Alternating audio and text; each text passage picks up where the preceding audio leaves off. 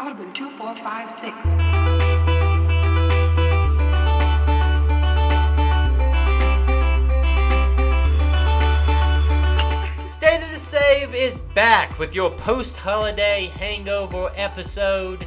It's going to be a fun one, everybody. Once again, I am Eric with the normal crew today. Nick, how you doing today? Great, how are you? Doing well, doing well. Michael, how are you doing today? Doing good. Awesome. Everybody enjoy their holiday? Yes. Very much so, yes. And we hope you enjoyed your holiday. We appreciate you guys coming in here and listening to us as we go into a new year. This comes out before the new year, right? Yeah. Okay. Then we'll be set. We'll be good. The last episode of State of the Save for the year 2021. Before we move on into the year 2022 and another fun season of State of the Save, first of all, thank you everybody who listened this year. We've had a vastly bigger year than we did the year before, and we have no reason to believe that 2022 won't be bigger than this year. So thank you guys for your listenership and all that fun stuff. We got cool stuff planned, and it's going to be a fun year. So that's like as sentimental as we're going to get on this episode before we just go back to our normal asshole selves. And tearing each other's throats out, trying to get our games to the highest Exactly. bar. We start off with like, thank you everybody, y'all. We do our Oscar speech at the beginning, and then we go right into the normal asshole self. Before we get into today's main event, which will be the ranking of the rest of our games for the year. We did the first half of the year's rankings around July, and now we are doing the remainder, and it's a back-heavy list for this year. I feel like we have some fun conversations coming up. It's going to be a fun one. But as normal, let's talk about video games. Let's talk about games in general. Y'all want to talk about some video games? Sure. All right, That's why I'm here. Michael. Yes. I'm here for the food and the social aspect. I don't know what you're talking about, Michael. No, like Michael, what you been playing? What you been doing? So I finally finished Deathloop. Oddly enough, I got a little bit of a spoiler because you posted about your feelings on Deathloop on the Discord. I had to go ahead and talk about them to like get them out there, Which happens. just so I can process how I feel about the game. So I'll lay it out here. This game is a solid. If I was reviewing this game, it'd be an 8 out of 10. A great game that has a lot of potential, but just doesn't go for it all the way in the way I wanted it to. I think it plays it a little too safe, and what's left is a really interesting first-person shooter with an incredible world, a great like loot system where you have to spend a limited number of resources that you get per loop to save the weapons you want for your loadout, or you lose them and have to acquire them then in the next loop. Do you feel like because I was kind of surprised about that because that game had been talked up big time, right? Like it was one of the only games that IGN and GameSpot both gave a 10 out of 10. If you look at the list of games they both given 10 out of 10, it's like Ocarina of Time, Grand Theft Auto 4, Metal Gear Solid 4. almost like a Murderer's Row of video games. It is like when you think of like the landscape shifters in video games. Like, so I was thinking it's hard to go, but after also playing Dishonored 2 and seeing like the potential of the studio, I'm like, this is going to be a game that's going to be unlike anything I played before. But after playing it, I'm like, it's a really good game, but I'll just talk about like the squandered potential here. So basically, you get set up like Mega Man style. There are 8 visionaries, all with a special power that you have to kill in one day to break the loop and escape. Okay. And so it almost lays it out like in a Hitman style, and the tutorial is a lot of fun because you're like getting like the lay of the land. And also you have a character named Juliana who will be occupied by a player in like a Dark Souls. She will invade your game and you'll have to deal with her. And if you kill her, you'll get your loops back, as in like you have 2 times you can die every time you like go into an area.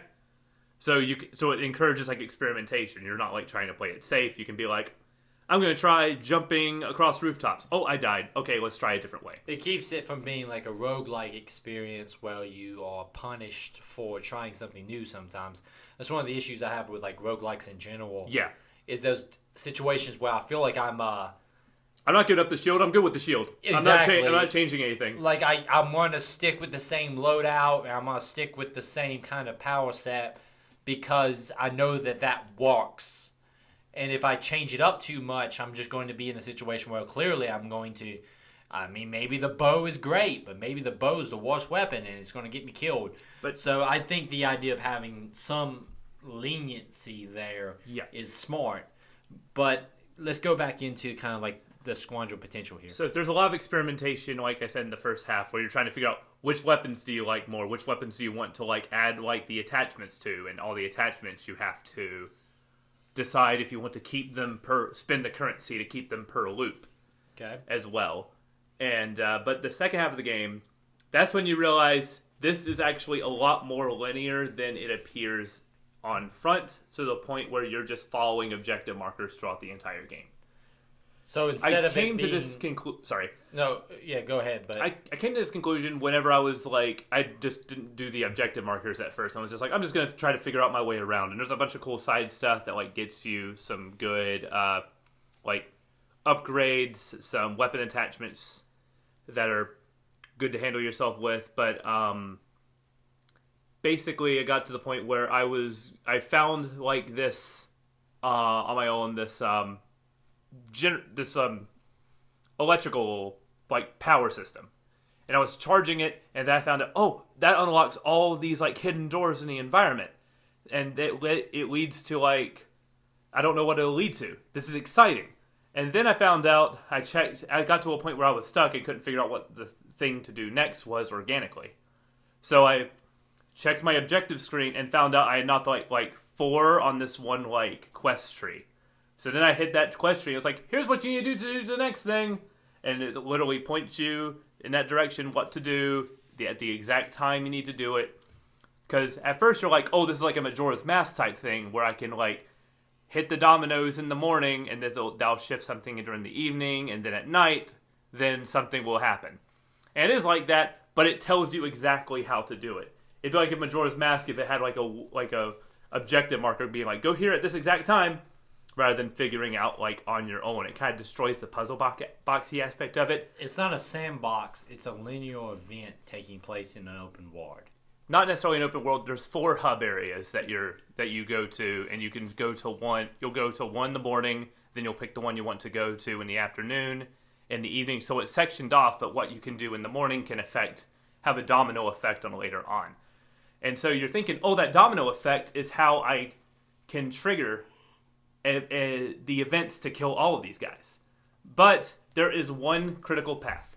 There is only one way to beat the game.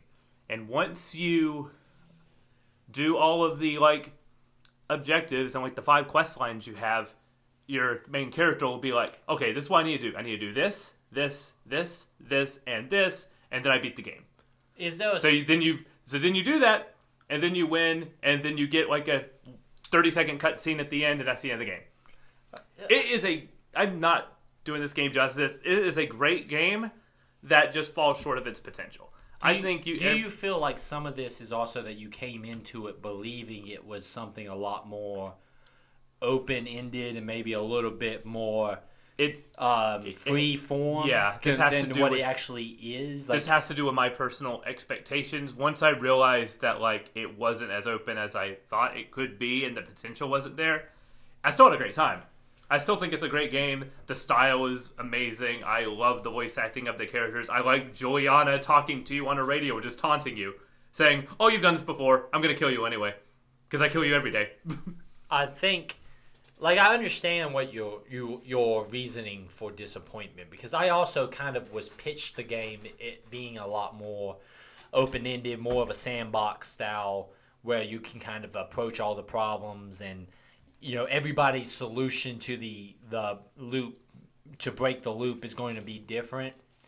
I do kind of wonder, though, is that kind of an arcane thing? Because we talked about it with Dishonored, which we played this year, where how we felt like that game gave us a ton of potential, routes through situations and things like that. And I just wonder if they're very good at hiding the path, but there's always a path. But here they don't hide the path. It's literally.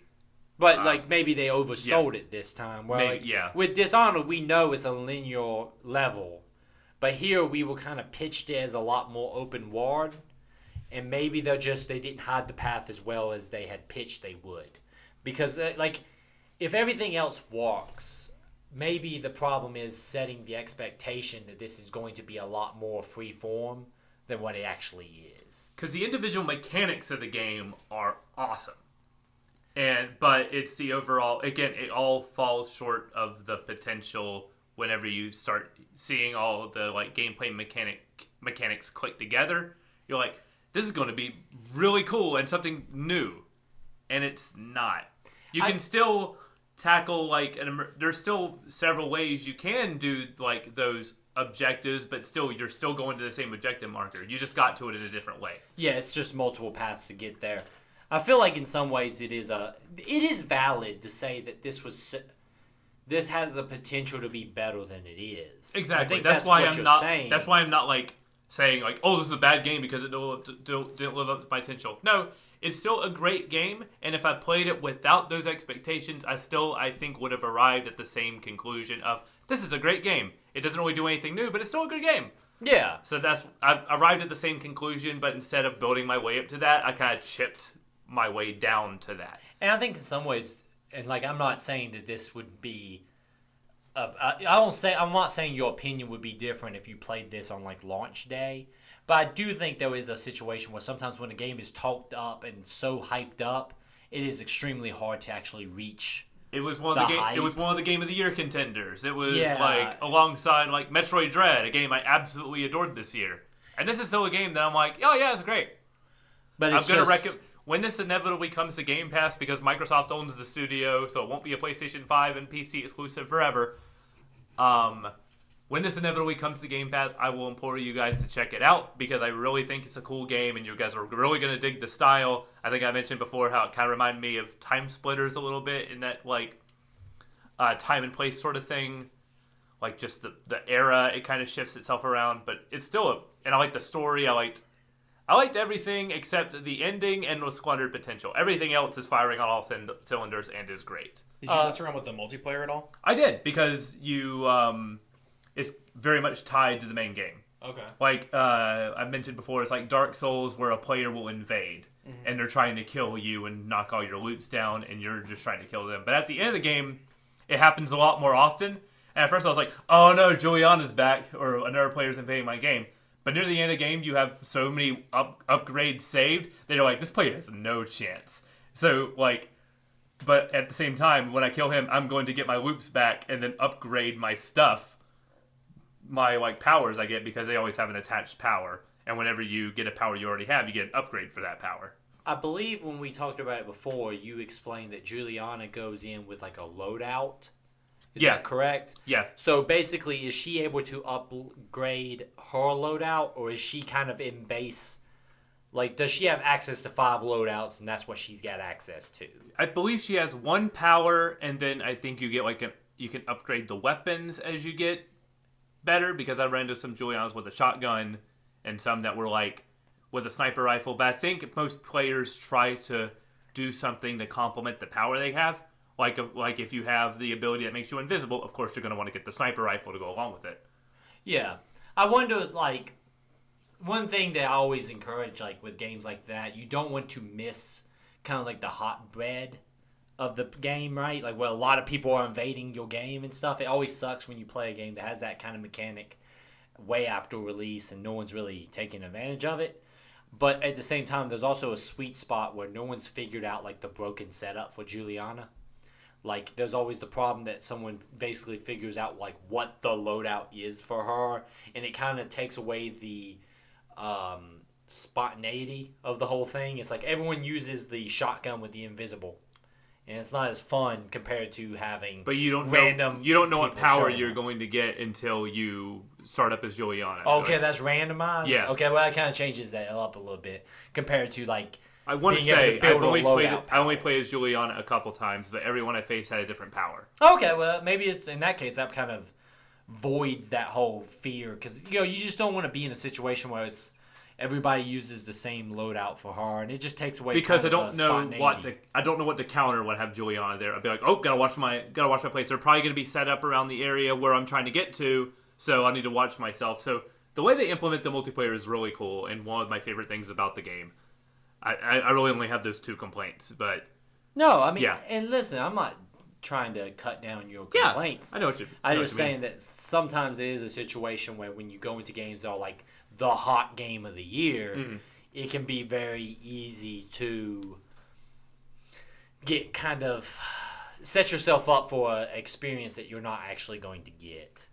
And I'm not saying that's what the case is here, but some of the stuff you're talking about, when you get to like failed potential, they might have marketed it a little bit different than what the actual end product was. But I'm still very interested to play. It's great, and I think you would have a good time knowing what you're getting into. Yeah, I think you kind of... It's paced really well. Like, it's about 12 to 14 hours, I believe, was what it took me for a first-person shooter, and that was really good. So it wraps up around the time you want it to. Okay. And I imagine there's some variation there depending on how long it takes before you kind of just start following the objective markers. Yeah. How often? Because you're going to want to try to solve it first. Yeah. By yourself. How often and then you you'll run get to the into point where you're like, all right, just show me where to go. How often you run into like a Juliana player that's very, very good, that's able to actually kill you, you know? I feel like that's all I would do in that game. Is just ruin other people's playthroughs. When you play, just become like the professional assassin. Yeah. Like not even get past the tutorial in the main game, but just be time very. to ruin somebody's day. I think you have to beat the tutorial to play as Juliana. That was the first thing I checked. Well, Can I just come in and ruin somebody's day? Yeah, I feel like if you just go in without any knowledge of the game, you're just never going to be able to succeed. But there's like I think that's the end game for Dark Souls, right? Like you actually, you beat Dark Souls and then you just become a professional ruiner of runs. You just go in and like, oh, this got really nice run you have going here, buddy. It'd be a mighty shame if somebody showed up throwing some fireballs. Especially, it was always stressful when I was on the it took me a few tries to get that final run. When I was on the evening of that final run, and I was like, okay, I have 3 more targets to kill. And like, Juliana's in your game. And like, saying time for this bullshit. No, I am very excited about playing it, but it is fun. I think, like you said, I think your opinion's completely valid there. Mm-hmm. Anything else you've been playing? One that I think you're gonna want to talk about too. But I did get some good games for Christmas that I'm excited to check out. One other that I know you're gonna want to talk about. Well, we can go ahead and just talk about it. I mean, I'm not super concerned about keeping an orderly thing going here. Okay. I imagine you're talking about Guardians of the Galaxy. I am talking about Guardians of the Galaxy. I can't put it down. I tried. It's not easy. I installed that game yesterday afternoon. I played chapters 1 through the beginning of chapter 4 in one sitting. That's a damn good video game. So good. I think I was a little higher on it at E3 than I think you were. And Nick, I don't quite remember your opinion on it at E3. I think I thought it was cool, but like I haven't checked it out, and I don't plan on it unless it comes to like Game Pass or something. Or I don't foresee it not coming there or something. Because like I think about Square Enix games, there's a lot of them going to Game Pass now, so I imagine it will end up there eventually. I would say also it's been on sale a lot. Really? Yeah. I picked it up digitally for like $35. I think the physical copies are like $30 now. Like it's not it's on sale a lot. I will say it's one of those games that went on sale quick, even though it seems to be a very, very popular game and a very well regarded game. And for what I can tell, is worth being well regarded. It's on a lot of word of mouth is doing a lot because I don't know if it sold initially out of the front, but it's winning a lot of awards for its story, not just at the Game Awards, but other places, and it's on quite a few Game of the Year lists I checked out. I foresee it. I mean, if it keeps up the pace it's at, I could see this being a Game of the Year contender for me. I am, we all like comic books, and we all like, we watch the Marvel movies and stuff like that, like every other American, because it's become like Americana now, I guess. But the Guardians of the Galaxy, from the movie perspective, was always very different than the comic perspective until that movie came out, and then the comics just made them like they were in the movies. Yeah. This is one thing my wife brought up, because my wife watches the movies but cares nothing about the comics or anything like that. When she watched the initial kind of maybe hour of the game, she was like, doesn't feel right, because they're doing the movie version of these characters, but obviously they don't have the likenesses of those people, so it looks a little bit more like the comic versions. But I actually kind of see that as a big positive. I enjoy the fact that this is very much like a comic version of these characters that just has the dynamics that they have from the movies. There was a thing that worried me at E3. I think I might have talked about it when we did our E3 show, that the banter might become annoying because part of the gig and part of the style of these characters from these movies is the fact that they don't shut up and they're constantly going and talking and playing off of each other, which is fine for a 2-hour movie, but can kind of be grating over multiple hours. Played a pretty damn significant part of this game so far. And Michael, you have too. I've belly laughed a lot. It's a lot of legitimately funny stuff, and it's not written. There's not a lot of like corny bad jokes. There's a lot of options where it gives you usually 1 to 2 options that you play as Peter Quill, you play as Star-Lord, you only play as him, you don't play as any of the other Guardians. You are very much leading the team. One of the big mechanics of the game is the fact that you're triggering the events and the attacks that your fellow teammates can do. So if you're playing the game to try to get high combo meter and things like that, I generally find it's better to just kind of take like the aerial view. There's ability to use your jet boots and fly around and just call out targets and mash abilities. Using like abilities to stun lock an enemy, and then using like a Gamora has like a high damage output attack that she can use that will actually like wipe the enemy off the floor. And because of that, you get a lot of options. Like when they are talking to Peter, he'll have multiple ways he can respond. But it's generally pretty freaking funny. Like like the characters walk, they're not obnoxious. I don't feel like they're just like rehashing jokes from the movies. There's a lot of references to previous events and previous characters. It sets up what this Guardians world is like compared to a different one. Yes. Like, all right, there's no Thanos here. Yeah, there's no Thanos. It plays more of, if you're aware of the comic storyline Annihilation, it seems to be taking a lot off of that. And if I am correct, do not hold me to this, but I believe Dan Abnett wrote this or helped write it, and Dan Abnett is the same guy who wrote the comic event Annihilation. So I believe he is playing a lot off of the fact that events take place in that story that he's using here. Like the fact that Peter Quill was a part of that event. He was a part of the the events of Annihilation War. The fact that Thanos is not on the table at this point. And it's very shockingly good.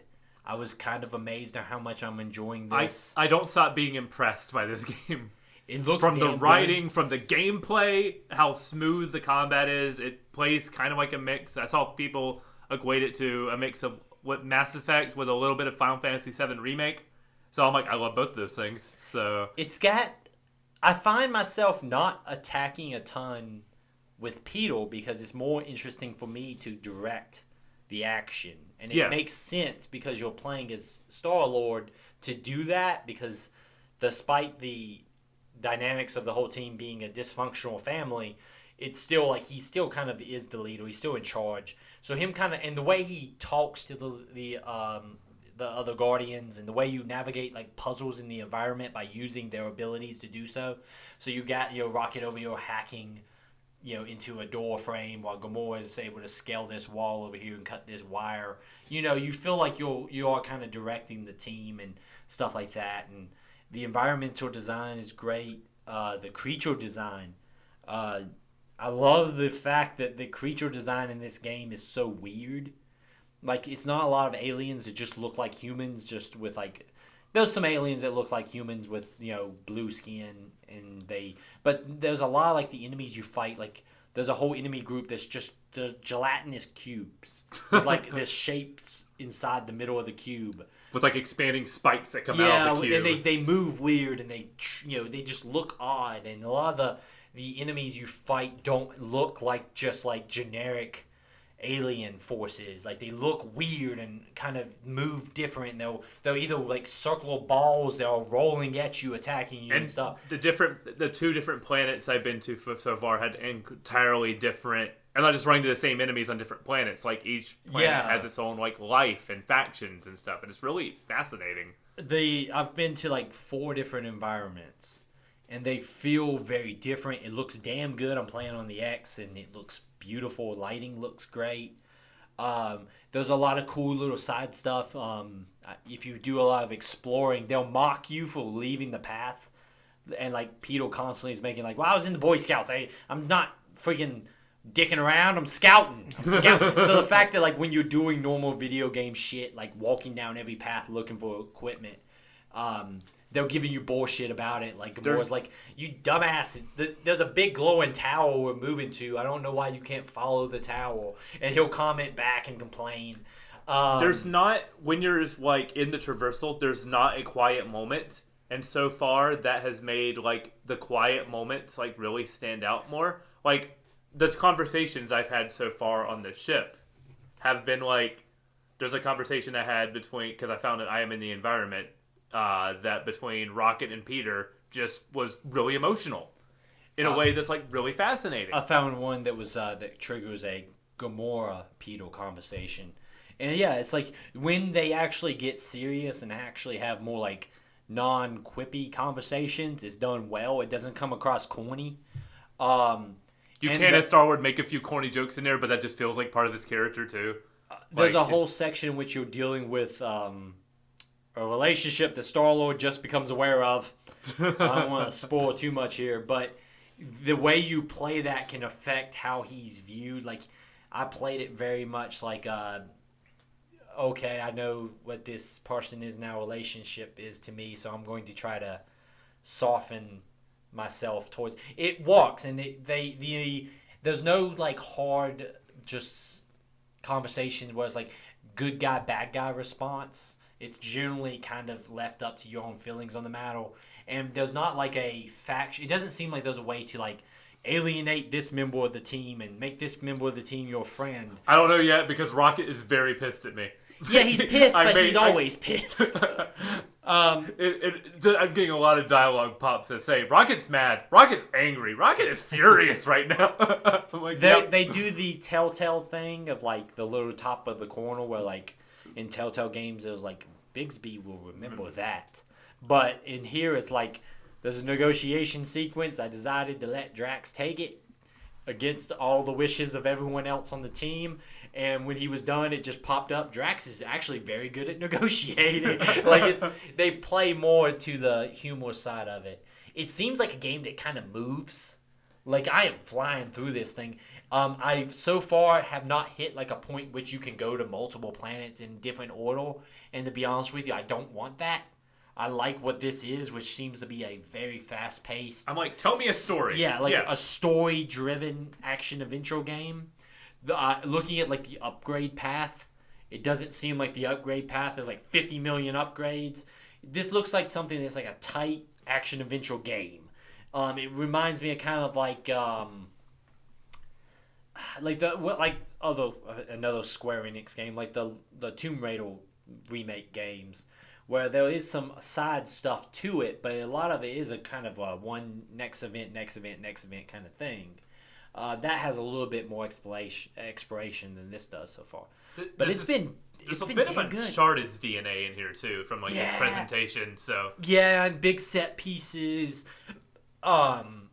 Quick. One thing I like about it is it doesn't punish you for fucking up much. So if you fuck up like a button press or something, bam, you're right back into it. It's like a Hollywood blockbuster video game, basically. The hard difficulty is like perfect, like perfectly balanced. Like it's. I did raise it a little bit because when I first got into combat, I was like, man, Peter's pretty mobile, and because of how damn mobile he is, you can use those jet boots pretty effectively. Yeah, and especially once you get the ability to fly with the jet boots. you can circle strafe the fuck out of stuff. So yeah, it might be a situation where you want to bump that thing up a little bit. But I've been very impressed by it. Like I read some reviews when it came out and stuff like that, and I wasn't entirely sure how I was going to feel about it, but it's been a while since something has grabbed me that quick that I just couldn't put it down, and I just kept going late into the night. And like I said, the nature of the game seems to be something that you can knock out in a week real fast, you know. But yeah, I've talked a lot about this thing because it's damn impressive. But we're probably gonna talk about it a lot more, especially once we finish it. Yeah, we might do like a fun spoiler. Lots of fun Easter eggs, like because I kind of want to compare notes on because we've already talked about how we're doing one part of this game pretty differently, so I want to see how that shakes out. Yeah, there's a lot of the branching path stuff where you can side with one Guardian's opinion over another, and there's a lot of fun Easter eggs. There's references to like Dazzler being a pop star in Earth, which is an X-Men character. My wife loved that one. She was like, yeah, X-Men and Guardians, it makes sense that they would. Well, there's a long conversation about trying to go after a Fing Fang Foom, which is a deep cut Marvel villain. So it seems not deep cut, but you know what I mean. Like that reminded me of something. Eric, I don't want to go too far off base. Eric hasn't seen the new Spider-Man movie yet, and not that this has anything to do with it. It just reminded me of something that I was like, oh wow, they're going with that for this, huh? I feel like we're at the point now with these movies because the cultural understanding of these characters is growing so fast. Like my wife has never read a Marvel comic, but she understands the Captain America dynamic and his history and how he relates to things pretty thoroughly between the movies, the shows, and like TikTok videos of people telling you stuff about it. Like there's a whole industry now of like explaining to movie watchers deeper information about comic characters in these movies, which is not a bad thing. Like that's awesome. That's you cool can get like a baseline knowledge of like years and years of history in like such a short window of span. I love comics, but I can tell you right now, you probably get a more pure understanding of these characters than if you read a shit ton of comics, because it generally has a little bit more of a focused, authored opinion of that character compared to 40 years of comics where they're going to be written by different people and have retcons and shit like that. So like someone who just watches the Marvel movies is going to have a very good understanding of what a Marvel version of Iron Man is compared to me, who's read a shit ton of comics with Iron Man in it, and he's been different almost every decade until the movies came out, and then he became basically Robert Downey Jr. And there's some positive and negatives that we don't have time to really get into that, but it is very interesting to see the movies affecting the game. Like, it blew my mind that it took Marvel so long to be producing a lot of video games. For a while, it was DC. Yeah. That was like the Batman Arkham games were like the thing. Yeah, and I was like, why is it Marvel out here making more video games? They did it for a while, but a lot of then you times see Avengers and you go, oh, that's why. yeah, I couldn't even. But boy, I picked up the Avengers game. Props to Eidos Montreal. Congratulations, you're not going to get closed. Hopefully you're going to make the next Deus Ex reboot sequel after this. Because I love you, Eidos Montreal. Please, I need the finale of the Deus Ex new trilogy. I feel like this might be a situation where they become the Guardians, guys. Oh no! And that's not a bad thing, but at the same time, I could see it being a situation where this gets the sequel pushed before the end. I hope you earn a lot of money to make a project where you're going to lose a lot of money just to make me happy. No, I mean, yeah. But Nick, I would encourage you when this comes to Game Pass or something like that to play it. I feel like this is something that is very breezy in a good way, and I think you would enjoy it. Like, it's not something you're going to get super caught up in the combat, like, design. Like, it seems to be good, but it's not like the selling point. The selling point is the fact this is a fun, it's a good story. over-the-top Guardians of the Galaxy game that's not obnoxious. It's well written. I'm like 99.9% sure Dan Abnett wrote this, and maybe that's something I'll get corrected on later. But Dan Abnett's a fucking amazing writer. So if he took a big play into this, I feel like he's probably a reason why this is written as well as it is. He wrote up to the movies, probably the only reason anyone ever gave a damn about the Guardians until the movies came out. And it makes me feel good because maybe he's got down his video game writing chops because he's also writing Warhammer Dark Tide, and I really would like that to be good too. So maybe this is good practice. But any other things you want to talk about on that, Michael? I know I kind of jumped the gun a little bit, but I was very excited to talk about it. I also got for Christmas Nier Replicant, a game I'm really excited to play, a remake of the game that came before Nier Automata, and I already have an ending guide saved into my bookmarks on how to get all 5 endings for that thing, which includes multiple playthroughs of the second half of that story. Anyway, I also got the Great Ace Attorney Chronicles, the game with the fabled Herlock Sholmes. I'm very excited to dive into that. Yeah. All right. Nick, you talked about you didn't play a ton of video games, but you've been on the board game, card game kick. Yeah. You want to talk about some video games / board game, card games? I mean, I can, yeah. I got, since we're doing Christmas list stuff. Can we can we list off real quick? Can we make music in the background that sounds like old-timey? I want like a card game segment music. Is this possible, Michael? This is going to get cut out because Michael's like, fuck you, I ain't doing that shit. So even I'll if you see can't, what I have time for. even if you can't do it, it'll just be funny me trying to give you extra walk.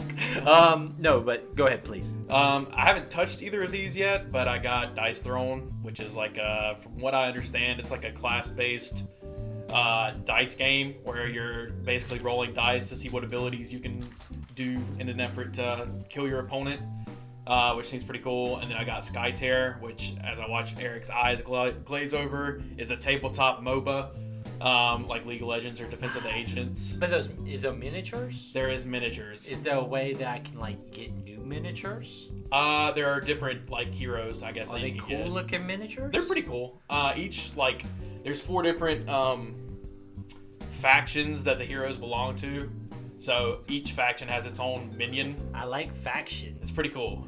See, I think you could actually have a better chance of me playing this than like a video game MOBA because I like miniatures. Yeah. Miniatures are cool to me. So like if I could get into like my miniature looking cool, like I feel like that you got a better shot here than you think.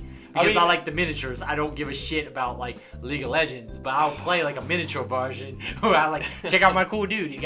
I feel like it lends itself better to like, no offense, but getting up there in age, you got the old man hands. I get the Not old gonna pull off those I like, worlds level keystrokes and stuff. I'm not super great at League of Legends, but I play it a lot more than I probably should. I appreciate that it's just now officially in canon that Eric is old. Yeah, old no, man. Old man I do not have and I feel like that's a genre that unless you got into it pretty early on, it's very hard to break into. You could, I don't know. Maybe I just don't give a damn I about just don't think MOBAs. you care, but whatever. I think I would be more likely to play a tabletop MOBA than a video game MOBA. Yeah. Also, I don't feel like the pressure is as bad as trying to like let down your whole team. Because you're the whole team, so you'll just feel exactly like I the can sting feel of your own failure. I went bowling recently with some people who are in a bowling league. That was your first mistake. And like my first set, I realized it was going to be a really shitty day. What'd you bowl? Huh? What'd you bowl? You want to know? Yeah, tell me your score. I think I hit 80. My first okay, game. that's pretty terrible. Okay, it was terrible. But then understand that the guy who won between the 4 of us had 250. Yeah. And the guy below him was 175. And then it was me at 80 and a guy at 65. Did they bring their own balls? Yes, and their own shoes. You weren't last. They That's had their the- own that's- shoes and everything. That's the important thing. You weren't last. I was Second to last. I was second to last, and it was not close. But If it makes you feel I any feel like better, when you MOBA get is to the point where you're like bringing your own ball, it's just like you're just learning how to throw that ball. Like you don't need to know how to, bowl. I'm gonna call them out. I don't care. When you get your own ball, it's like it's counterweighted in a way that it's like I just need to know how to throw this ball to where it swings in at this point. Are you going to say like golf is the same thing? Like you just hit the ball in this direction. No, because as somebody who played like a little bit of disc golf, there's like weird coordination that you have to. You have to have your legs know what your hips are doing and your arm, not necessarily golf, but like your shoulders. There's some weird. You got to know your body I will say this. when you play golf or like disc golf. Like many of my weird. favorite activities in life, you gotta know your body. Yeah, to but be there's good like at 'em. skill. There's You're a like- skill in that It's like too, you're just bro. watching a guy do muscle memory. Yeah. Well, I yeah. will say this: there was some like equipment advantages in disc golf. I went disc golfing with a guy one time. I have like three little frisbees. I have a short, a medium, and a long. He showed up with this like duffel bag. Yeah. And it had like dog tail to the right. This one goes to the left, and then the last 2 meters goes right. Yeah. And shit like that. So I think equipment can also play a factor in I mean, that. no. I don't know. We don't get too much into the disc golf rabbit hole, but like you have to know, like if you're good and you have like a stable disc, you can make your disc do what you want. No, there is like skill set to it, but then also it helps to have the crazy like paper thin disc that takes a left every time you throw it and stuff. Yeah, I like guess. I don't know. I mean, feel every like disc is, if you're right-handed, every disc is gonna go left. But no, he had crazy shit that would go right and stuff. It was very unfair. Like I showed up. maybe he was basically- just good. Nah, I don't think he was. Maybe a person who invested that much time into their bag When we- actually knew what they were doing. It was like I felt like I showed up to like a knife fight, and I had like a pocket knife, and the motherfucker showed up with like a claymore sword. Yeah, but like, Like I feel like I was just vastly under-equipped. disc golf is fun. It's a fun thing to spend the afternoon. I like playing it, but I Yeah. don't like playing it with that guy. That guy's a douchebag for showing up with all those fucking discs. Because also it took a lot longer. Because like Yeah, usually yeah. I can knock out a disc golf game in like an hour or so. This motherfucker was like checking ranges with a range See, finder. that's like if you have a rangefinder and you're playing like a casual game with friends on a course that you probably play like every day. It was a Saturday It's a morning at little like 9 o'clock extreme. in the morning. I ain't busting out range finders. Like we had people like piling up behind us on this course that usually only has like 4 groups on it. I probably wouldn't play with that person. Yeah, I don't like that guy. anymore I either. never play with him again. Back to card games. Yeah, yeah. I would play. We hope to have a card game night. So maybe I'll check in, and next thing you know, I'll be super into like card based. I mean, I don't think that's gonna happen for you, but I feel like I haven't played this dice throwing game yet. But I feel like if it's a card game, you know, it's not a deck builder. I'm pretty sure it's just like. I think the thing with like deck builder games that like concerns me is that I have to have an into the word of why I care about it so much to build a deck. Like Warhammer is a very complicated game, right? But the reason why I want to get into it is because I care so much about the lore and all this stuff. I feel like if like I got into like Magic lore, But that's like I would be willing That's to- different than a deck builder. A deck builder is a game where you accumulate a deck as you play the game. but you Not- still have yeah. to buy like the card sets, right? No. Isn't there multiple sets For what? for deck builder games? No, Like deck don't you builder have, like, games are like expansions and stuff? as you play, you There can be. accumulate a deck, or everybody starts with a deck. Well, I at the get that, beginning but of the don't game. you need to buy like multiple decks? No, Okay, well maybe. like I got a deck builder and all the cards you need are in the box for like a 5-player game. Okay, I would give that a try.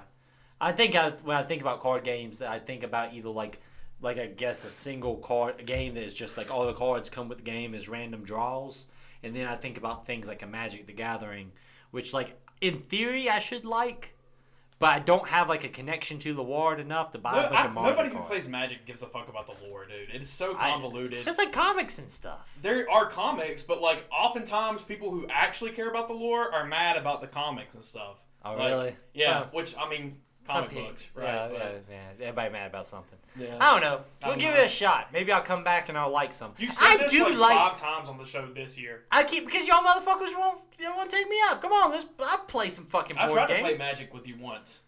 Yeah, but in my defense, We've- there like you kicked my ass really bad. It's really easy to do if somebody doesn't know what they're doing. Yeah, but you were trying to If teach you me. want to learn I'm Magic, putting you set a different I'm deck putting on a the cap opposite on side this. of you. We've had this exact argument I mean, before. yeah, I'm just saying. Yes, I don't know. okay, If you want to learn fine. It's Magic, saved as a clip. Like, you wanna- we if- can't recreate the clip we saved. this is a helpful little tidbit. If you want to learn Magic, download Magic the Gathering Arena on your phone. It is literally a tutorial on how to play the game. Yeah, but let's walk. Yeah, right. So that's what it comes down to is you don't. Every time you come on here and say, "I want to learn how to play this game," or "I'm down to play this game," it's like somebody has to either teach you, or you could go and play this game and like figure out how to play, like do it, or This watch is a a fight. 5-minute YouTube video. My favorite fact of the matter is it's been like 6 years since we had this initial fight. I feel like we repeat it 3 to 4 times. Right, yeah. All you got to do is just download this thing. Oh, Jesus Christ. Anything else you want to talk about? I played a little bit of that Dicey Dungeons. I like I'm that not game. gonna super rehash anything, but I think it's very interesting. Yeah.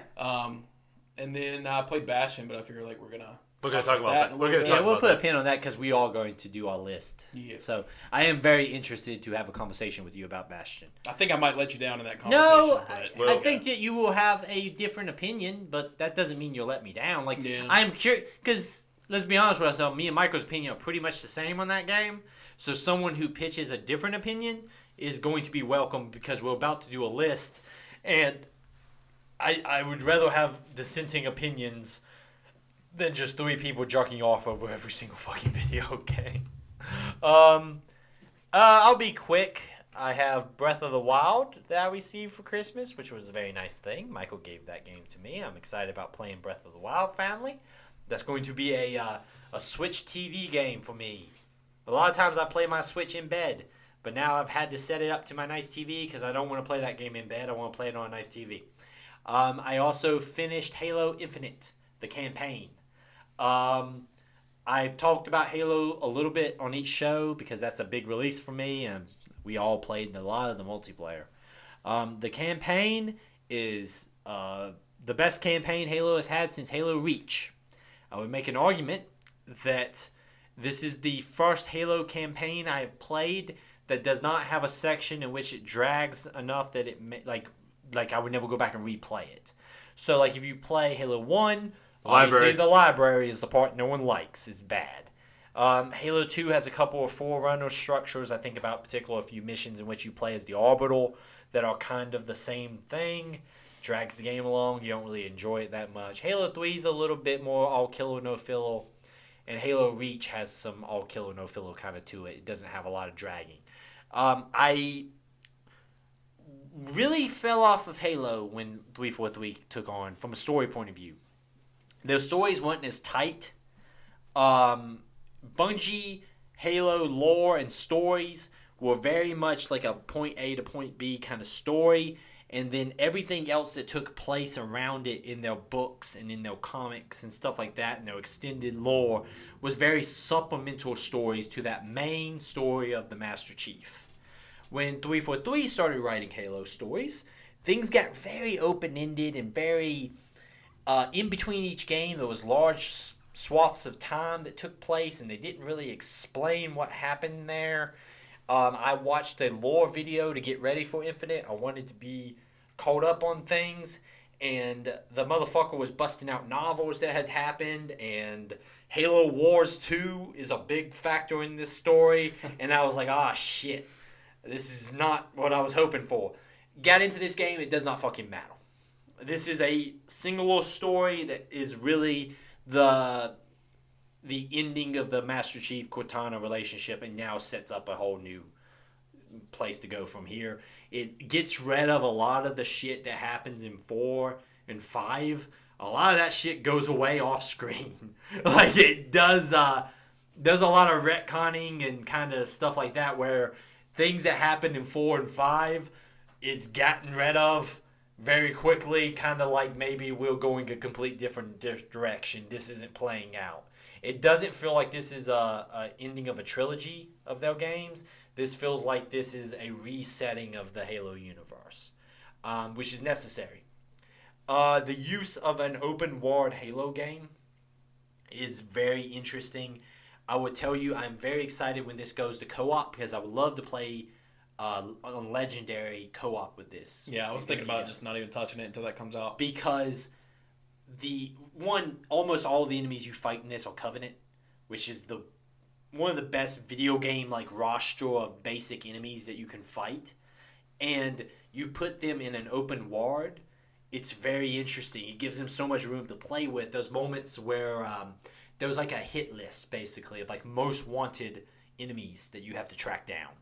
And there's 15 of them. And each one of them has like a small gimmick to them.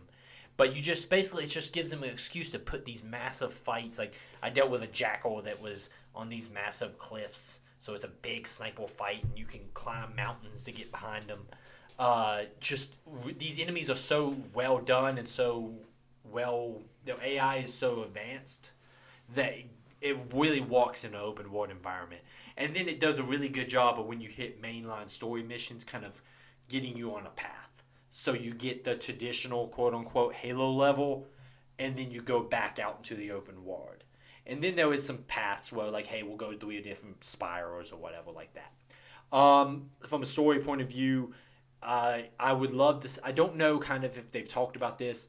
The way I'm kind of set up is that this is going to be a thing where they're going to release story content, I guess, for this later, because it feels very much like you're going to be staying on this ring for a while, and they don't close out the whole gap. Like, it's not like you feel like now we need Halo Infinite 2. I imagine that maybe a couple of years we get more story stuff or something like that. That's 100% not supported by anything, any interviews or anything, but just the vibe I pick up, you could very easily keep this world going and add stuff that's going on there. You're kind of trapped there without getting too much into it. So there's reasons why maybe characters would still be alive. I am probably a few hours away from completely 100%ing this game. I've completed all the bounty missions, the campaign missions. I've got like 2 more of those like outpost missions that you have. There's 2 different kinds of outposts. Those outposts that make respawn points and fast travel points, and then those like individual bases to take over. I've got 2 more of those, and I got some Marines to rescue, and I'll be done. Damn fine job. First time I feel like 343 has really come into their own with a Halo game. There's just not, like, we talked about it with the multiplayer. There was no obvious, like, complaints with the multiplayer. All the weapons feel good. The maps feel good. This is the same thing. It feels very well put together. I didn't run into a bunch of, like, open world jank, which is very impressive because this is a huge fucking place. And then give you shit like a grappling hook. So there was lots of times where I wondered if I was in places that I wasn't supposed to be, because you get that grappling hook upgraded, you can just keep shooting that thing and be like Spider-Man. And I didn't run into a lot of open world jank. When I was out in the world, I would run into cool moments where I would be in like a big fight, and just randomly a bunch of Marines would be come in charging with rocket launchers and shit. Best thing to do in this game is take your time, load up a Warthog full of 6 Marines with the skewer gun that shoots big old bolts, and dude, you'll wreck some fucking Covenant with that shit, man. You're seeing a bunch of dudes shooting big telephone pole looking bolts into brutes and grunts, and they don't run out of ammunition or anything, so it's just a wave of that shit. It's like the scene in 300 where the arrows just rain down. There was a point in which I gave them all a bunch of sniper rifles, and they were dealing with a bunch of jackals that had sniper rifles, and so we're like half a mile away from each other, just popping fools left and right. Oh, it's great. But it's a very well done Halo game. I felt very much like I was back in the day playing Halo 3 and stuff like that. I had a big goofy smile on my face, and I inhaled this game. Like, this game was 0 to 10 on me completing it. I think I beat it in 2 weeks, which for me, other than games we do for this show, is not something I do a lot of, and especially with me knocking out all the side content. I really hope that they don't abandon like adding more to this campaign. I know co-op's coming, but even if they just add more of like the high value targets or add more of the outposts to take over, the campaign is just very high quality. And I think co-op is going to be really, really fun. I don't know if they've announced is it 4-player co-op? Or I'm not sure. I wonder if it's 4. I would assume so. Because it'd be weird to go back to just 2-player. But, man, you jack this thing up on Legendary with the scars and all that stuff, you can have some really fun experiences here. I think this is going to be something I'm going to keep on my hard drive for a while and just kind of keep going back to. It killed multiplayer for me. I just haven't played a bunch of multiplayer because the campaign and the open world is so fun. It's like I don't got time to... I can go play some Slayer, or I can just do a couple of these like outposts. That's awesome that you feel pulled in back to a Halo story again. I feel so pulled in on Halo that not only did I went and look at some books on the Amazon, but I also I was sitting there doing some of the missions, and I realized I was approaching the 100,000 achievement points. I've had that account for 15 years, so I was like, "Oh man, this is kind of a milestone." And I made myself have to, because the first game I played on the Xbox was Halo, the first Halo, and I decided I was going to get my 100,000 achievement points in Halo Infinite, and so I was like, "Well, I'll get the achievement for killing all the banished." High-value targets that'll break 100,000.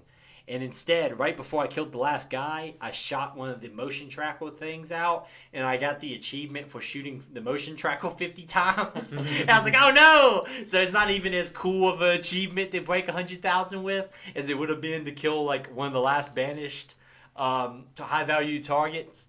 But I did break 100,000. I'm very proud of myself.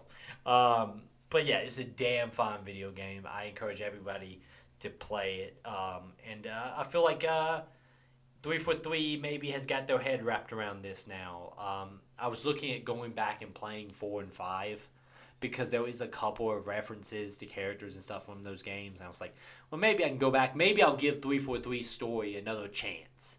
And instead, it seems like maybe you can just get into it here because it seems like they kind of course corrected a lot from a story point of view. Like there's not a lot of those Spartans still exist outside of Master Chief, but you don't see them in any context that matters. So it feels like they've kind of course corrected some things. But damn good video game. Real quick, also played the Lake. Played that for a few hours. That is a game about a woman going home to her hometown in Oregon, I think, and delivering mail. Oh, Death Stranding. No, because it's not full of like jerk off statements on society. It just seems to be a lady delivering mail in 1989. It's like one of those walking simulator kind of games. It's fine. I feel like it's a little bit long winded in getting to the kind of the meat of it. I might stick with it. We'll see. Play a couple hours of that, and then I played Alien Fireteam, which is a horde shooter, and surprisingly very very good at it. Like it's a lot better than like Back 4 Blood was. I enjoyed it a lot more than that. And it does the alien thing. It feels like an Aliens game. Surprisingly very fun. If you got a couple people you want to play some horde shooting with, you could do worse. It's fun. Might jump in and out, but nothing really to write home about. Any other video games you want to talk about before we go on to our list? No. See, you got a good meaty hour-long prep before we get to the list. Let's talk about the list. Michael. Yes. One thing that is key to remind the listeners. The list is set in stone. We are the arbiters of the list. Once we put it in the list, it stays in the list. Can you do us a favor, Michael, and remind us and our listeners what the list currently sits at? From the bottom going up, number 11, Dead Space. Number 10, Star Wars Republic Commando. Number 9, Observation. Number 8, Grim Fandango. Number 7, No More Heroes. Number 6, Alan Wake. Number 5, Sleeping Dogs. Number 4, Metal Gear Solid 3 Snake Eater. Number 3, Bastion. Number 2, Resident Evil 7 Biohazard. And number 1, Life is Strange. So we got kind of a very top-heavy list. I'd say so. We ranked the first half of this year already, so we are ranking from around July down to December. So our first game that we'll be adding to the list is Bully. Now, Bully, Nick, no, you weren't on the show for Bully. Have you played Bully before? I have played it. I haven't beaten it. Okay, but you have an understanding of the game, though. Yeah. So, Michael. Yeah. Bully, to me, is a weird one. I'm in an odd place where I would put it below this game. I would put it above a game that's low on the list, but below a game that's higher on the list. I'm in a weird spot right there. I feel like I would love to know what those two games are. I would put it up. I want to put it below Grim Fandango, but I want to put it above No More Heroes, which is impossible right now. As the list grows, I think that's going to be something you're going to run into more because we're not always going to both be like satisfied with where things lay on the list, you know? So I think that is something you're going to run into as the list continues to grow. Bully is a very solid open world game that I remember loving more when it came out, and revisiting it now, like 15 years after it came out, I'm like, this is a good game.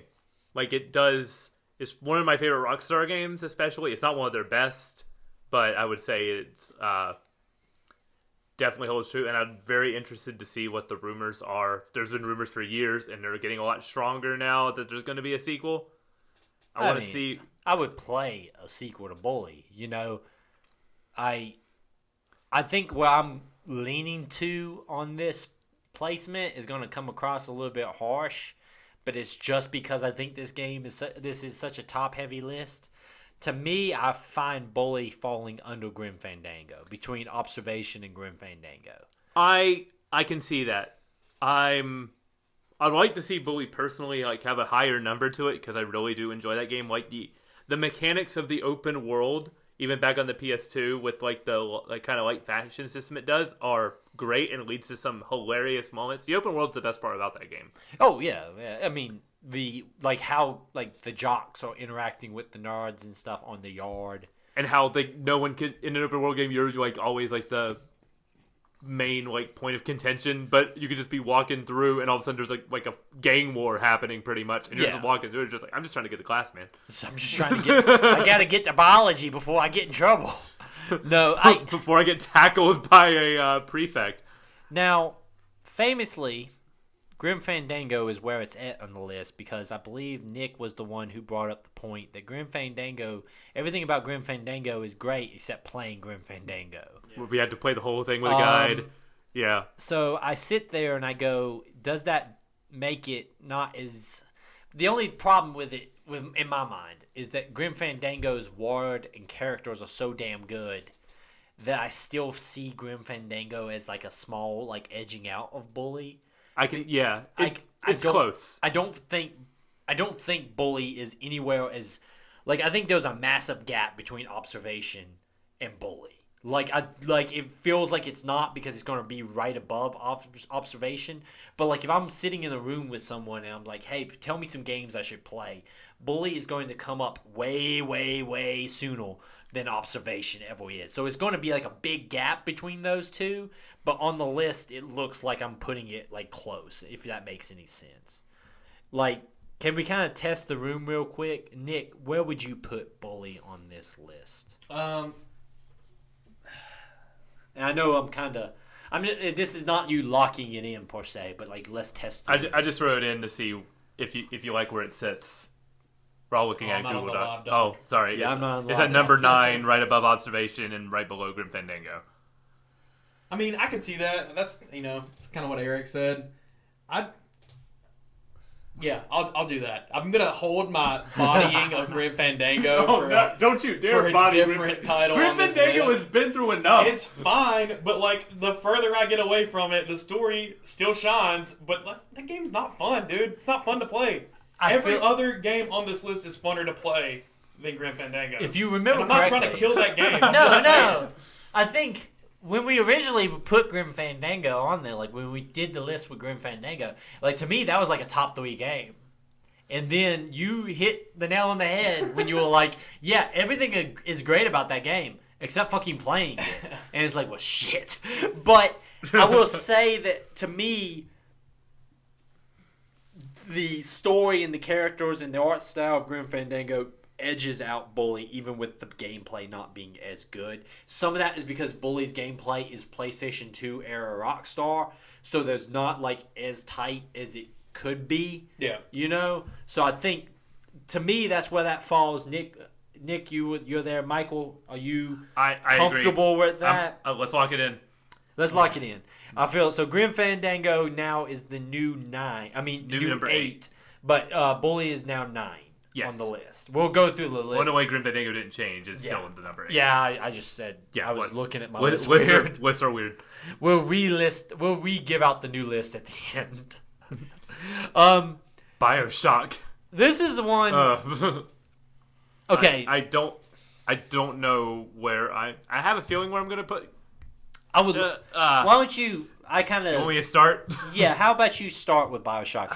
I think Bioshock is Michael's first war, by the way. I feel like. Yeah. I like Bioshock. I don't I think think it's gonna be Bioshock as is a bad. good game. Are you sure? I Nope. put Bioshock below Alan Wake. Ooh. Okay, no. Ooh. I wanna know say I'm the in a second losing most fight. controversial I thing. know I'm in a losing fight. I liked the. I know I'm gonna lose this battle, but Okay. I feel like Alan Wake for me is a not much stronger game. I have a terrible argument for this. I like the tension that you have throughout most of Alan Wake versus what you have in Bioshock. You could argue like you're just shining flashlights at people and shooting them, and I'm like versus like the cool powers you get in Bioshock. But I'm it's looking at Nick because I think Nick got trapped. it's me personally, but I would rank Alan Wake I don't have above a, Bioshock. But I know I'm going to lose that fight. If I'm being realistic about my placement of this, if I'm going to concede a little bit, I would put this below Metal Gear Solid 3 and above Sleeping Dogs. That was me punching you in the gut. I feel like this is better than Snake Eater. Yeah, this is more. You think this is better than Snake Eater? I think it's better than Metal Gear Solid 3 Snake Eater. I'm gonna say this. I do not feel that it. See it up a little bit I think for me, because I know I wasn't going to win that fight. for me, the fight is between whether it's over Metal Gear Solid 3 or under Metal Gear Solid 3. I like Sleeping Dogs. I like Alan Wake. I think Bioshock is better. So let's look at that area. So Nick is saying over Metal Gear Solid 3, which would put it as our new number 4. Tentatively at this moment. At this moment. There's a reason Everything why I was is at very this- specific about which Snake Metal Eater. Gear I would put this. Yes, okay. See, that is something that... Well, we can't take that into consideration. We have to take them as we come. Right. So- I don't think this is better than Snake Eater. No, it's not better than Snake Eater. I'll use the same argument. Snake Eater is not a fun game to play. It's not fun. Commit to 3D or commit to 2D. Or do the 2D like you did in Metal Gear Solid and make it kind of quasi 3D, but like play like a 2D game. But like, no, it's just not fun to play. So, Michael, I know Michael stands at this being below Metal Gear. This is correct? below Metal Gear. Nick stands with this being above Metal Gear. I'll play tiebreaker here. I am going to go ahead and say both Metal Gear Solid 3 and Bioshock have amazingly good stories. Mm-hmm. But I will say, from a gameplay point of view, Bioshock is better than Metal Gear Solid 3. On what planet? Every planet. Every The planet. gameplay options it gives you between like choosing, like you can play that game with like an assault rifle, or you can go in very stealthily and not kill anyone in You that can entire impose game. those same limitations on, the Bioshock game. There's though. a- Can you? Yes, can there's you go a whole completely run- non-lethal you can- in Bioshock? I know You cannot can be do it, yeah. non-lethal, but you can You complete can be Bioshock. non-lethal. There are non-lethal plasmids, right? No, they all do end in death. Sure. Yeah. But I will say that with Bioshock, though, you can play through Bioshock with nothing but the wrench and plasmids, or you could go super heavy on the gun. But I would say, like, yes, you can play a no-kill run in Metal Gear Solid 3.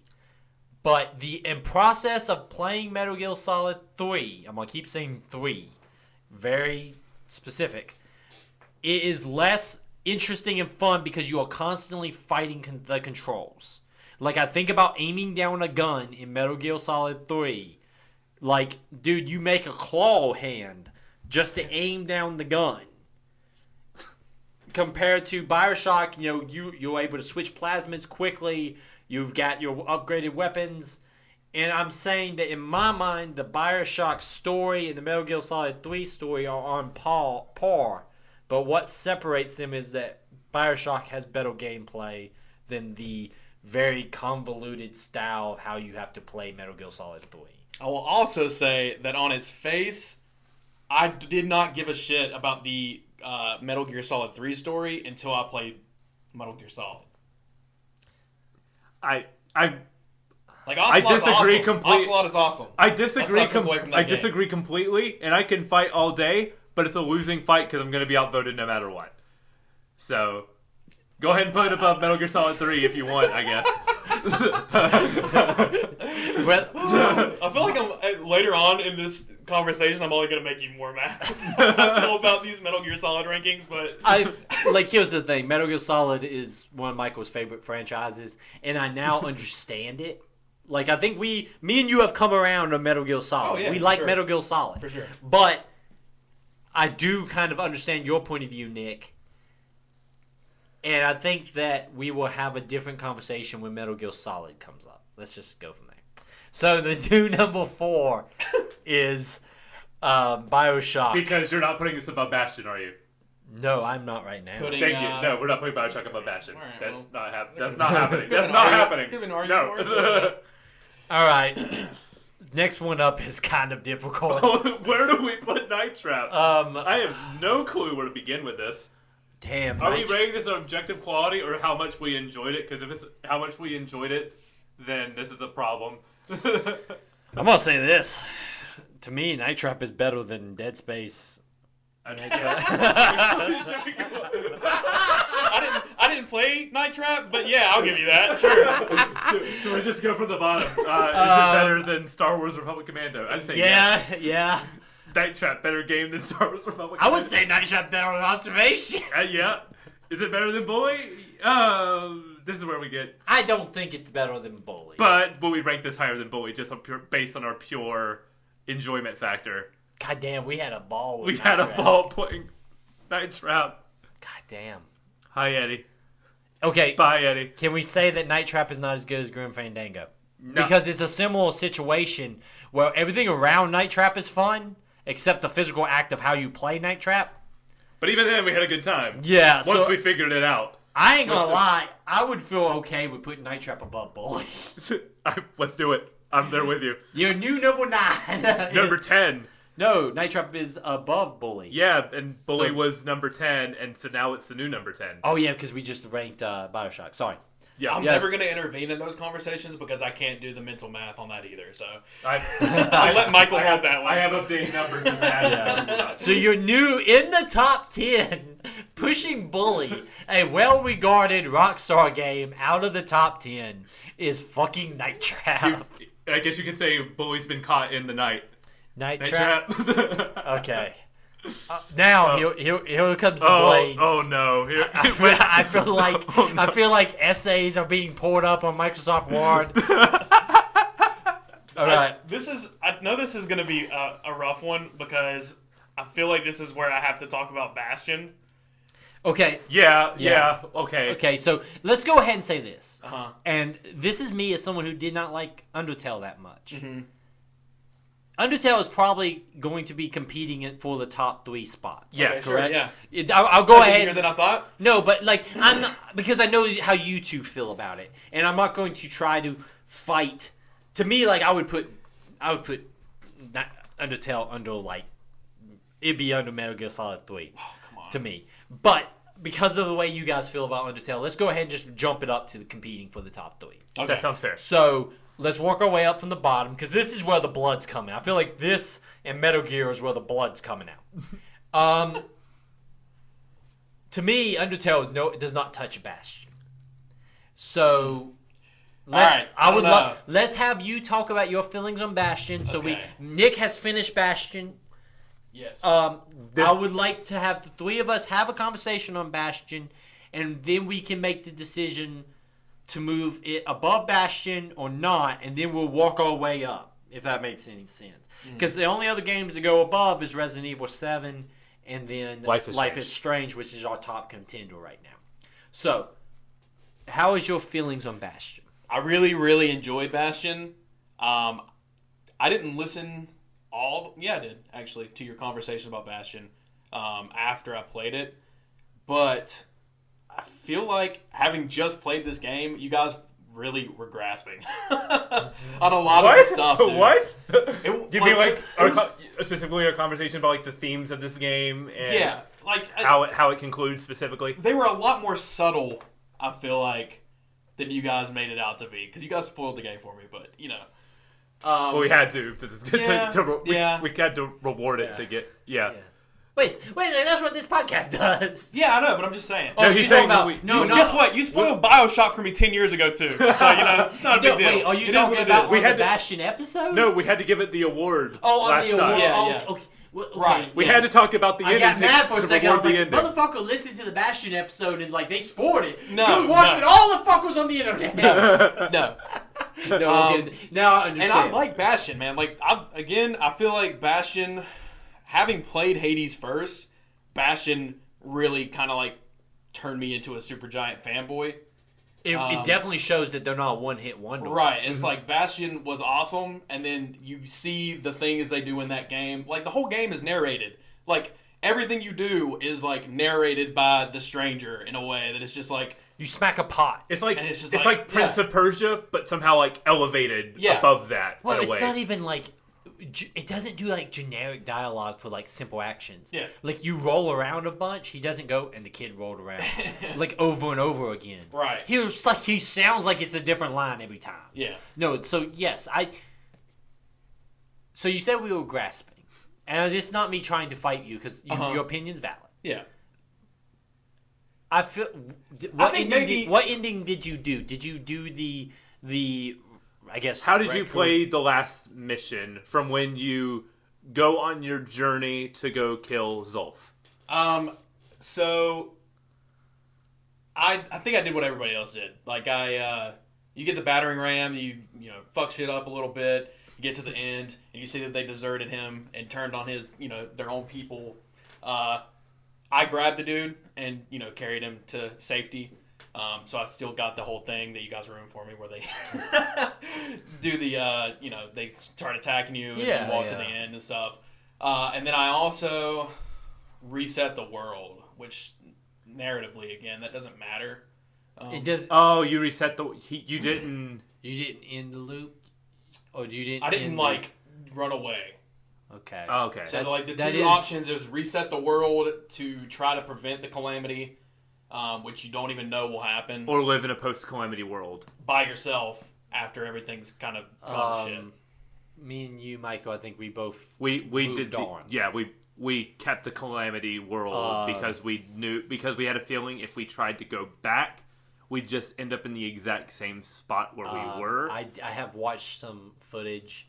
I believe if you start the game again after you reset, it alludes to the fact that the reset didn't walk. Yeah, so like spoiler for Yeah. New Game Plus, and it's really well done, obviously. But it doesn't make any difference, and it's literally the exact same. So it's not even like they changed New Game Plus. It just gives clarity to the first words, which don't make sense the first time you play it. I would make an argument that to change New Game Plus would be kind of ignoring the theme of the game. Yeah. Like if they actually did change the ward after you did it, because the idea of restarting is that it's not going to walk, I guess. Yeah. So I think that it's thematically it makes sense. Yeah.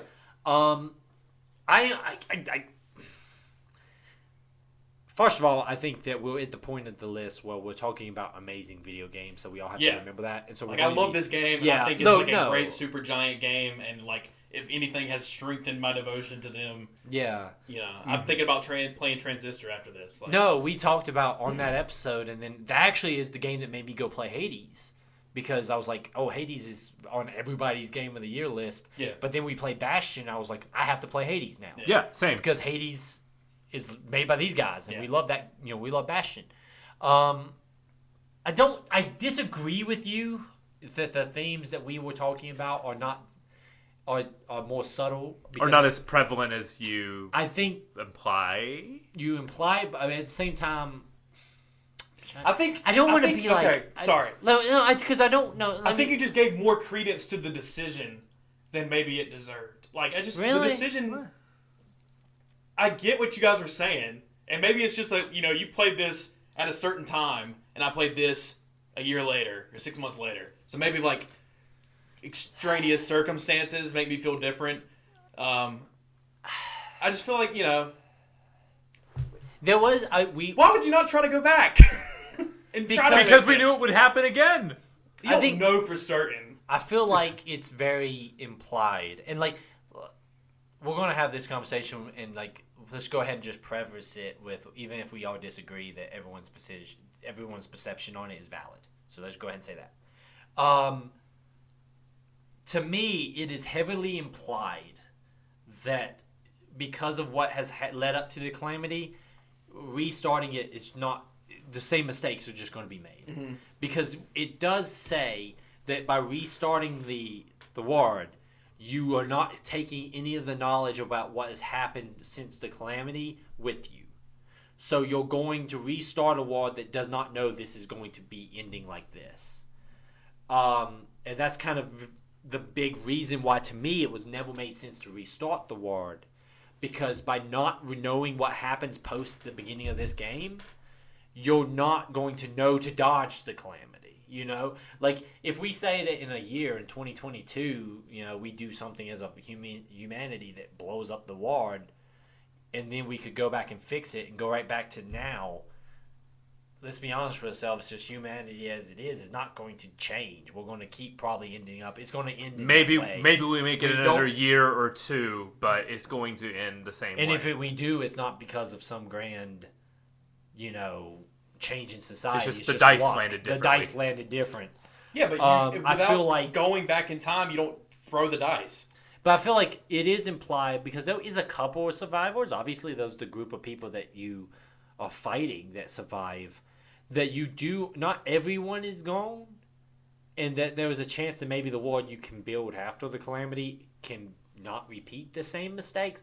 To me, that was the message. That, like, and there's something we harbored on a lot in our conversation, was the concept of living with your past, you know, your society or your own personal past history.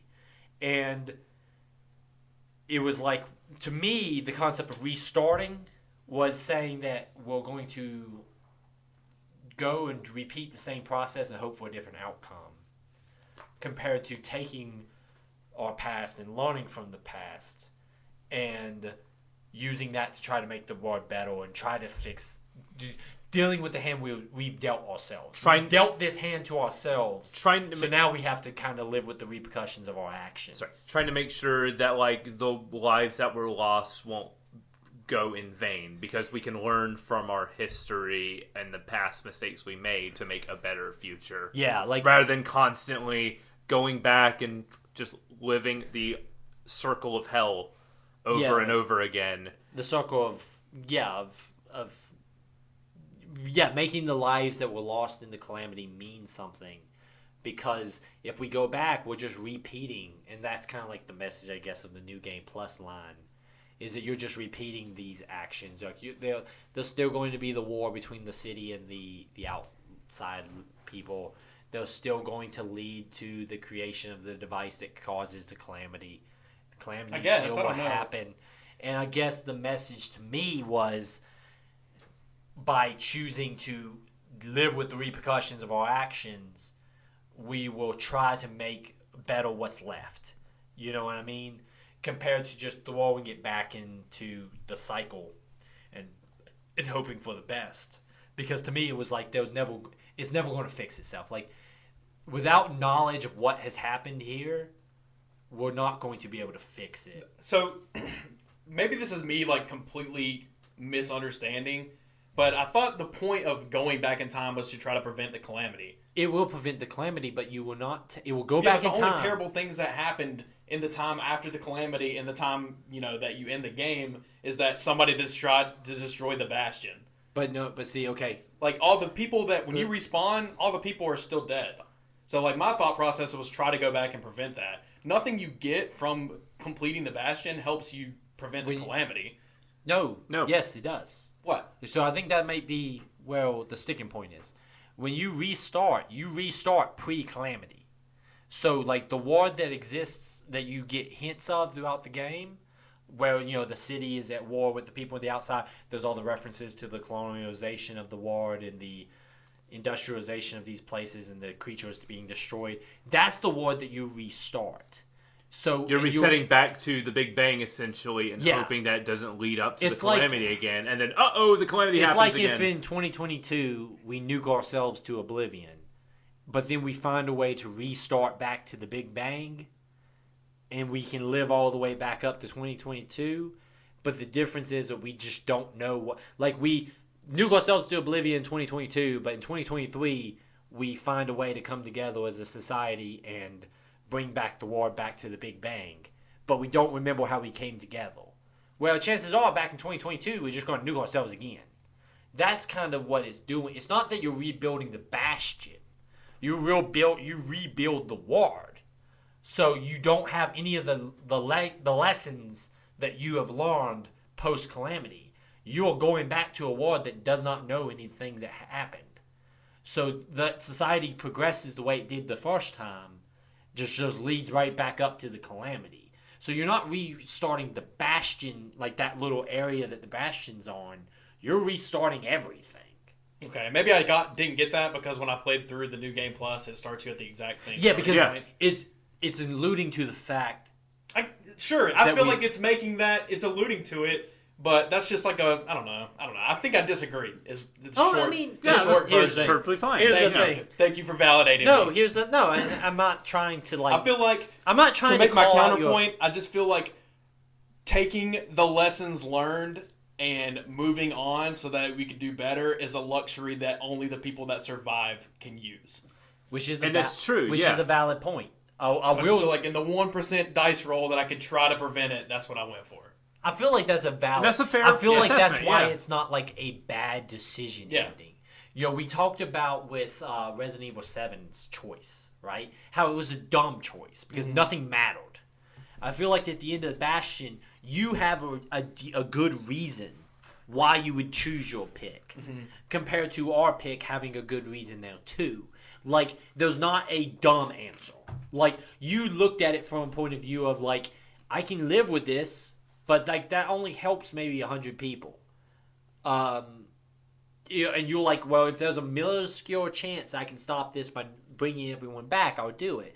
While me and Michael looked at it more from the point of view that it was an inevitability at that point. Both that decisions make sense. And I think the fact that we can still talk about, even though we talked about like this ending now 3 times, we can come about it with like a new like way. The fact that we can like we can still talk about this in new ways makes, I think, the ending so much strong.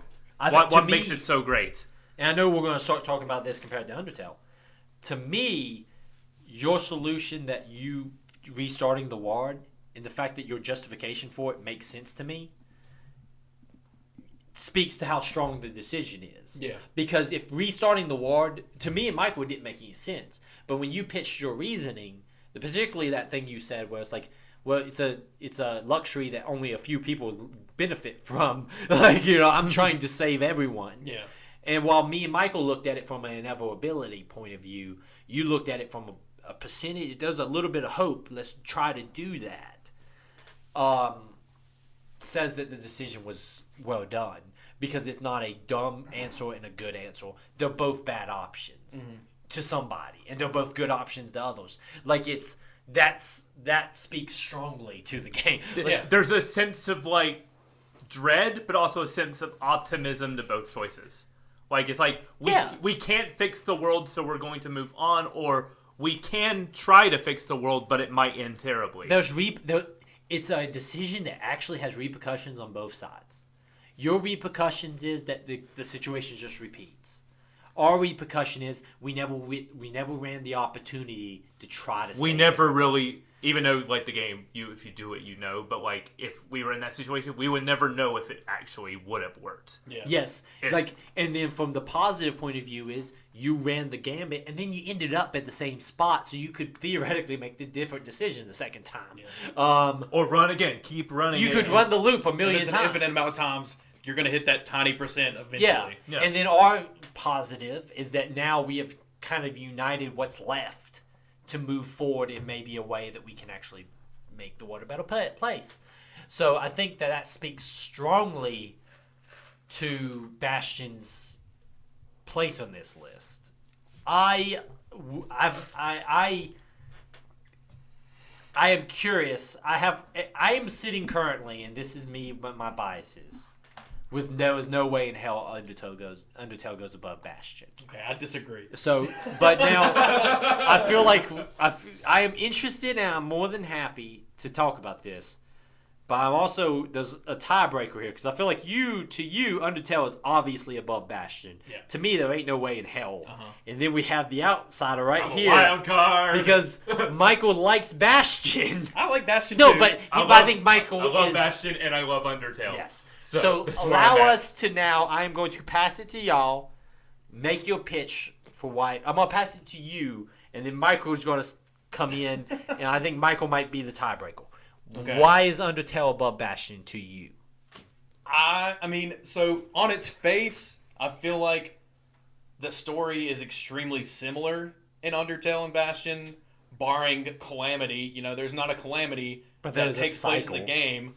But before the game takes place is where the calamity is, where you end up with monsters underground and humans who aren't present in the game other than your character, basically being the people who won and are locking you out of They're a both nice games. place. They're both games about cycles, Right. And about Yes. they're both games about cycles, and they're both games about societal separation and classism and things Right. like that. I would say that the thing that puts this for me above Bastion is that the ending decision you make in every encounter. You're always making the decision to try to put what's best for you or a nation, behind you, and decide to play, like, depending on how you play the game, it eventually shakes out to like, well, do I just care about getting home, or do I care about how these people feel? Do I care about my safety, which is completely valid, or do I care about a people being oppressed or however they feel in the underground? That's my biggest argument would be that it doesn't come down to one might, if they were taking it and diluting it, trivial decision at the end. I can make the argument that it's trivial. No, like this goes back to we are arguing about games that we like. Exactly, So yeah, it can yeah. like if we cut that out and made that Yeah. TikTok sound, Yeah. people would be like, that guy just fucking insulted Bash. But understand, we all like all these games. Yeah. Like we're going to just have to. What- You can take a shot at a game in the sake of proving your point, Right. because we all know we like it. Top 3 is where we get to I love this game territory. Yeah. Yeah, I don't feel like Yeah. that's why I feel like this is a tough fight. Yeah. I don't love Bastion, but I like it. But I do love Undertale. So I think you have a point in the fact that Undertale, Bastion is leading up to that choice one way or another, right? There is one turning point in Bastion where you start the turn and you have two choices. Undertale has a lot of them. Undertale can end in a lot of ways. I think, though, that kind of dilutes the message, though, because it's so... Some of those endings are not nearly as impactful as others. Like, I would say my, homicidal ending wasn't nearly as interesting as yours ending. Sure, but, I'm going to say that most people don't go for a straight homicide run or a straight pacifist run on their first playthrough of the game. So I think you played where what the average person will do. They'll play it like a typical RPG at first. Throws out the card.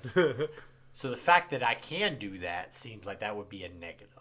What do you mean? The fact that I can play in a way that gives me such a less than experience. But at the same Is a time, you're negative. mad that the game No, gives no you matter how options you of different ways to play. play it. Sure, But I'm I would saying that argue if that you- in any game except for this one, where they comment on how your character is treating other people in the underground. Like if it was just a cookie cutter game where it's just like, all right, you ran into this person, you killed them, you got to the next person, you killed them, but eventually you got to a character you liked and you didn't kill them. But True, I didn't kill everybody. because didn't there's kill likable characters I in this didn't game. I didn't go out to kill people that I liked. I killed Right. characters I didn't give a damn about. You didn't kill Papyrus. You had No, the I date didn't with kill Papyrus. Yeah. Instead, I went on a date with the guy, and we came out to being just mutual friends. And then later on down the line, somebody commented on the fact that you showed some humanity Yeah. to this character that they cared about. I will say this, and then I'm gonna jump Michael in. I want Michael to talk. My biggest issue with this is that, to me, Bastion tells a very powerful message. And it leads that message along, and that message is kind of pure across the board, right? Everything you do in Bastion leads up to that message. Mm-hmm. I think Undertale having so much. I don't want to use a term that's like insulting. Having so much internet humor, kind of like meme-fied stuff in throughout it, dilutes what can be a very powerful message, right? Like Undertale has, when you get to the end, particularly when I listen to all of your endings and how different it plays out, almost all of them have a good message behind it. But because of so much jokey stuff throughout, I feel it dilutes kind of that purity of the message. That's to me. I think it also plays into my personality compared to other people's personality. I don't like a lot of that kind of stuff. If you're trying to tell me something that you view as important, burying it within memes and jokes, to me, waters down the message. That's my personality, though. And it's one of the reasons why the game didn't connect to me. I would say that the humor and the unique identification of every character made your decision in the end more impactful, but that's just opposite side of the coin. I think it's a willingness to how much you're willing to tolerate that kind of stuff or how much you enjoy it. Because I can tell you, I had a hard time having a character like Sans also play into my ending. You know what I mean? Like, to him, he was a joke, and then he's now, not. But I think it comes down to my personality, though. I do recognize that. Yeah. I also would make an argument that Bastion is a better playing game than Undertale. It plays differently for sure. I don't know if those are very hard to compare because they're two very different gameplay styles. One's more of a hack and slash. This is more like a bullet hell rhythmic game. Bullet hell rhythmic game RPG. I would make an argument that it's a bullet hell, not so great bullet hell, and not so rhythmic game. And I think it's a passable version of all of those compared to a very good hack and slash. I feel like Bastion gameplay mechanic wise, it's an older game. It's not as fluid as a Hades. Bastion? No, it's not. So it's but like, I would say it's not one of the best hack and slash. Oh games. no, it's not one of the best. But you can't say Undertale. And Undertale's not RPG game. RPG, Undertale's one of the best RPGs or best. It's not one of the best bullet hell RPGs. To me, I think if you really want to break it down, like if we had categories of each game, like comparatively, and we're trying to like chart it out or some shit, like Undertale's biggest problem is its gameplay compared to the strengths of it, which is character, music, fucking music. Oh, the soundtracks. I think Bastion's soundtrack is great, but I think Undertale's soundtrack is. I wouldn't listen to Bastion's soundtrack in my headphones. I would listen to Undertale's. Sure. But I think from like a weakness point of view, it's got to be gameplay. Well, Bastion is a vastly better game, moment to moment, compared to Undertale's gameplay. Because it's so hard to. And I'm not trying. No, I'm not trying to break it down that for because if we it's do that, definitely the weakest. It's the weakest part of that game. I think, I don't think it makes it fall. It's not like a Grim Fandango where that hits it so hard that I'm like, fuck you. The game's play is not nearly that good. Drop it down to Dead Space. Right. I'm not saying it's that because it's still passable and all of that. Yeah. But I think that if you're like looking at it from categories because you're in a close fight, gameplay wise, Bastion's got it significant. Sure. To my mind. Michael, because you are the one who I think has... I'm the deciding vote here. I'm going to go ahead and say that, to me, Undertale is 4 out of a very top-heavy list. Mm-hmm. And then I think Nick is saying that it is better than Bastion. Yep. And then if you side with Nick, then we'll have to have the conversation about... Resident Evil. Yeah. So, what are your beliefs? I think it's very hard to compare both, like, the game. It's very hard to compare these two games. They're very different, and the emotional resonance will all depend on a matter of personal preference. The gameplay, I would say, definitely would fall into Bastion's camp, but I think we're more rating these games on terms of, like, how we personally feel about them. And Bastion gave me one incredible moment. Well, Bastion gave me like a few incredible, not just one, don't want to undersell it, a few incredible moments of just pure reflection and just thinking about the world in like a bigger perspective than the game itself. Not just like the ending, which we talked about like 3 or 4 times on this podcast, but the bit where the Bastion is under attack and like the animals that you collect are in danger. And that makes you want blood in that moment. You're like, I'm going to kill these guys. They let my animals loose. They're going to kill them. And to see like them die in front of you hurts. And at the same time, I had a lot of those moments in Undertale too. From me, just like going from the pure joy of having the pure pain of like having to like, or that a lot of first players go through of like stabbing Toriel, me scrambling to my Xbox to hit that power button to make sure, and it actually ended up working, but apparently if I quit a game in a different way, it wouldn't have changed that. But you can kill Toriel, and then like in that moment of pain, you're brought out into like this world that is not hostile towards you in that moment.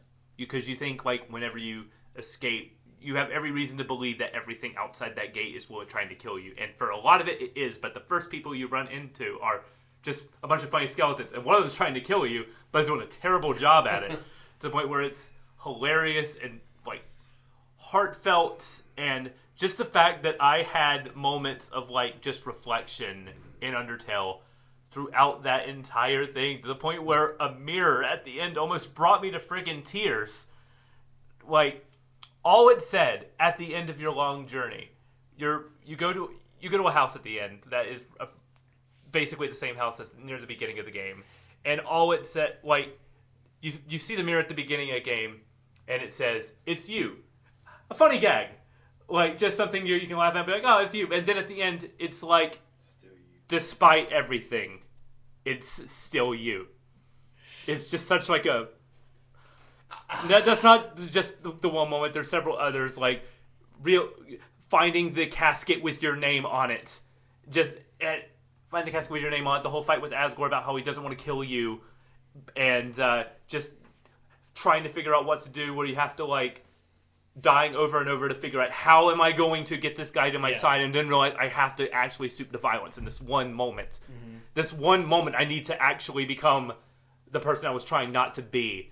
And then the whole pacifist run at the end, which is basically just like a last hurrah, good ending with all your friends as you like literally walk off into the sunset. I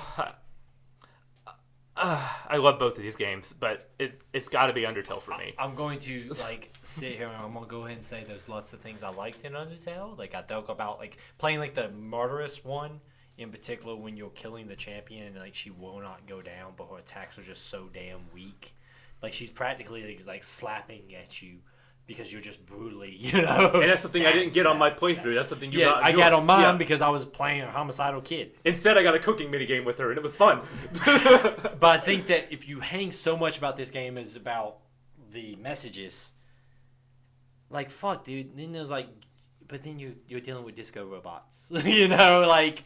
And then you're dealing with a war that is not robot nearly... that was initially designed to kill you. But then it ends up, like, in at least our playthrough, ends up, like, respecting you in a way. Yeah. Yeah, but, because of, like, the fact, the way you play it, the way you can play these things differently. And, like, the scene, I didn't even go to the scene with Sans in the restaurant where, like, where you realize that, his connection with Toriel, and now if you killed her, like, he was like, I would kill for that. Meaning, like, oh, if I ever tell Sans what happened, he would probably try to murder me. Yeah, where he implies that, like, if he ever found out, it would be a monstrous thing to do to hurt someone who did that for you, though, wouldn't it? And, like, it gets super serious for a second. Yeah, it gets super serious. It's good. I'd kill for but that. Then the problem for me is that the tone shifts are so dramatic. On top of, like, from a world building point of view, and some of this is getting into me mocking it from, like, a budgetary reasons, and I don't want to be that, but, like, it's not as nearly of a nice looking game. It's a abrasive looking visual game compared to Bastion that has the water being built as you move through it and then collapsing as you move through it plays into like kind of the slow decay of the ward that you're occupying. Bastion to me is about building up to the ending in a constant climb, while Undertale to me is a climb that juts off multiple times over and over and over again, and that means the climb to me just doesn't feel as impactful. I think in a lot of ways, like I said, I'm not going to fight you on it, because to me, I will say, like, just the war none of this connected to me. Like, I had a really hard time connecting to it. It's a little bit too I don't know. I do not see how these two hang with y'all, but I will not fight you on it. Now, this puts us in a weird spot, because I have no... To me, if you bypass Bastion with Undertale, I won't fight you on bypassing Resident Evil 7. To me, Resident Evil 7 is a masterclass in video game design, which I feel like Bastion is better than Undertale in video game design too. I feel like Undertale would make a better webcomic than a video game. I feel like what he made was a webcomic with a video game soundtrack, partially. And like that's like I'm not trying to like piss you off on purpose, and that's why but to me like no, like I'm not like I'm talking to the listener too, because it goes back to you're in high quality territory here. To me, like you would have a better argument if you said Undertale is the best webcomic with a soundtrack than a video game. Like, I just feel like you feel that way because you didn't like the way that the game played. I didn't like the way the game played. I didn't like the way the game looked. I didn't like the way, which is a big deal in video games. I mean, this is a video game. You're list. looking at it for like 10, 12 hours that yeah, we play I mean, Undertale. That's a fair argument, and like that's why it's not a game for everyone. And I absolutely agree with that. So if I'm outvoted, and I'm fine with that, and I'm not going to even fight you hard on Resident Evil 7, but I will be goddamned if y'all put this above Life is Strange. That's not happening. I'm just saying, personally, I think this is a better game than Life is Strange, but I'm also in the same camp where, like, 3 is a good number for me on this. Like, because I didn't play Resident Evil 7, so that's more of like a Michael thing. Like, Resident Evil 7 from a story point of view is not nearly as impactful. But it is a goddamn masterclass in video game design. I am in a kind of a catch-22, though. Because my same argument that I have for Bastion from a video game design point of view is like my argument for Resident Evil 7. Where Resident Evil 7 from a gameplay point of view is practically flawless. From a war design point of view is flawless. Music-wise, Undertale I think has the best music we've played. So I'm not going to like discount that. It would be disingenuous. To me... But so my same argument I use for Bastion is the same argument I use for Resident Evil 7. I feel like I have more leg to stand on with Bastion, because while Bastion is a video game like design superiority argument, it also has a story that means something that is like puts it more in the camp. So I feel like losing the argument for Bastion loses my argument for Resident Evil 7. I will be goddamned if y'all put it over number 2. I know it's not. It's not going over Life is Strange. It's not going number 1. Okay, I will let's say, just go ahead. I'll say, sure, go ahead. I will say, I think Undertale's a better game than Life is Strange, but I would never make the claim that it goes on this list. Almost pushed me to tears. Life is Strange had me sobbing for the entire last chapter of that game. Yes. And this was the second time I played it, and it still hit me the same way. And that's also a game where the 2 endings are completely valid depending on how you're feeling. Maybe one day I'll play the game and pick the different ending. I don't know. Yeah, I mean, I think so. Okay. I'd be happy with 3 for Works Undertale. for me. I'd be happy with 3. Tolerate 3. I'll tolerate 3. I could maybe put this above Resident Evil 7, but that's just even more apples and oranges. At that point, it's like, how can we even compare those two video games? I feel like at that point you're fighting the fight between a game that connected to you entirely off of story and a game that connected with you off of gameplay mechanics. And I feel like that's like very fucking... I mean, that's the only reason I won't advocate for it, is because I've played some of Resident Evil. I didn't play the whole thing. I understand that a lot of the... story is not going to beat out every aspect on everything. Yeah, it's a combination. I think that's why my defense feels more valid for Bastion in my head. But at the same time, I can't say that your connection to the Undertale story, the two of yours connection, is not valid. So if it's like we connected to this so fucking much, I can't sit here and be like, that's stupid, because it's not. So I will yield 3. I feel okay with Undertale being 3. I feel good with Undertale. I feel okay. Let's go ahead and put it in Undertale is a 3. top 3 game. I don't know if it's top 2. Okay. Because I will do that. I would need like another like week of my life to dedicate to thinking about which one I like better. I would go. Like I said, my problem with if we continued this argument is that I'm just going to be arguing at that point, The same which thing is over more again. important, story or gameplay design. And like that's a very tough argument because it's going to break down person to person. Exactly. And So yeah, I'm fine with I 3. wanted top 3, and I'm glad I got top 3 fine for with me. Undertale. Okay, I'm fine. I can argue all day, but I'm fine with number 3. All right. It's also a good reflection of like the people who loved it really loved it, but it's not universal like Life is Strange is to get all the way to the top. I'd say. Yeah, because I mean, I ain't universal gonna lie. for our enjoyment. Like Undertale for me is very, very far on this list down. I think Undertale has some stuff that's amazing. I think Like all of it. I think that to me, I just do not connect to Undertale as much as y'all do, and that's just my opinion. Now But that was a hard. That was was the a hard- Let's be honest with that was the ourselves. one. That was always going to be the one.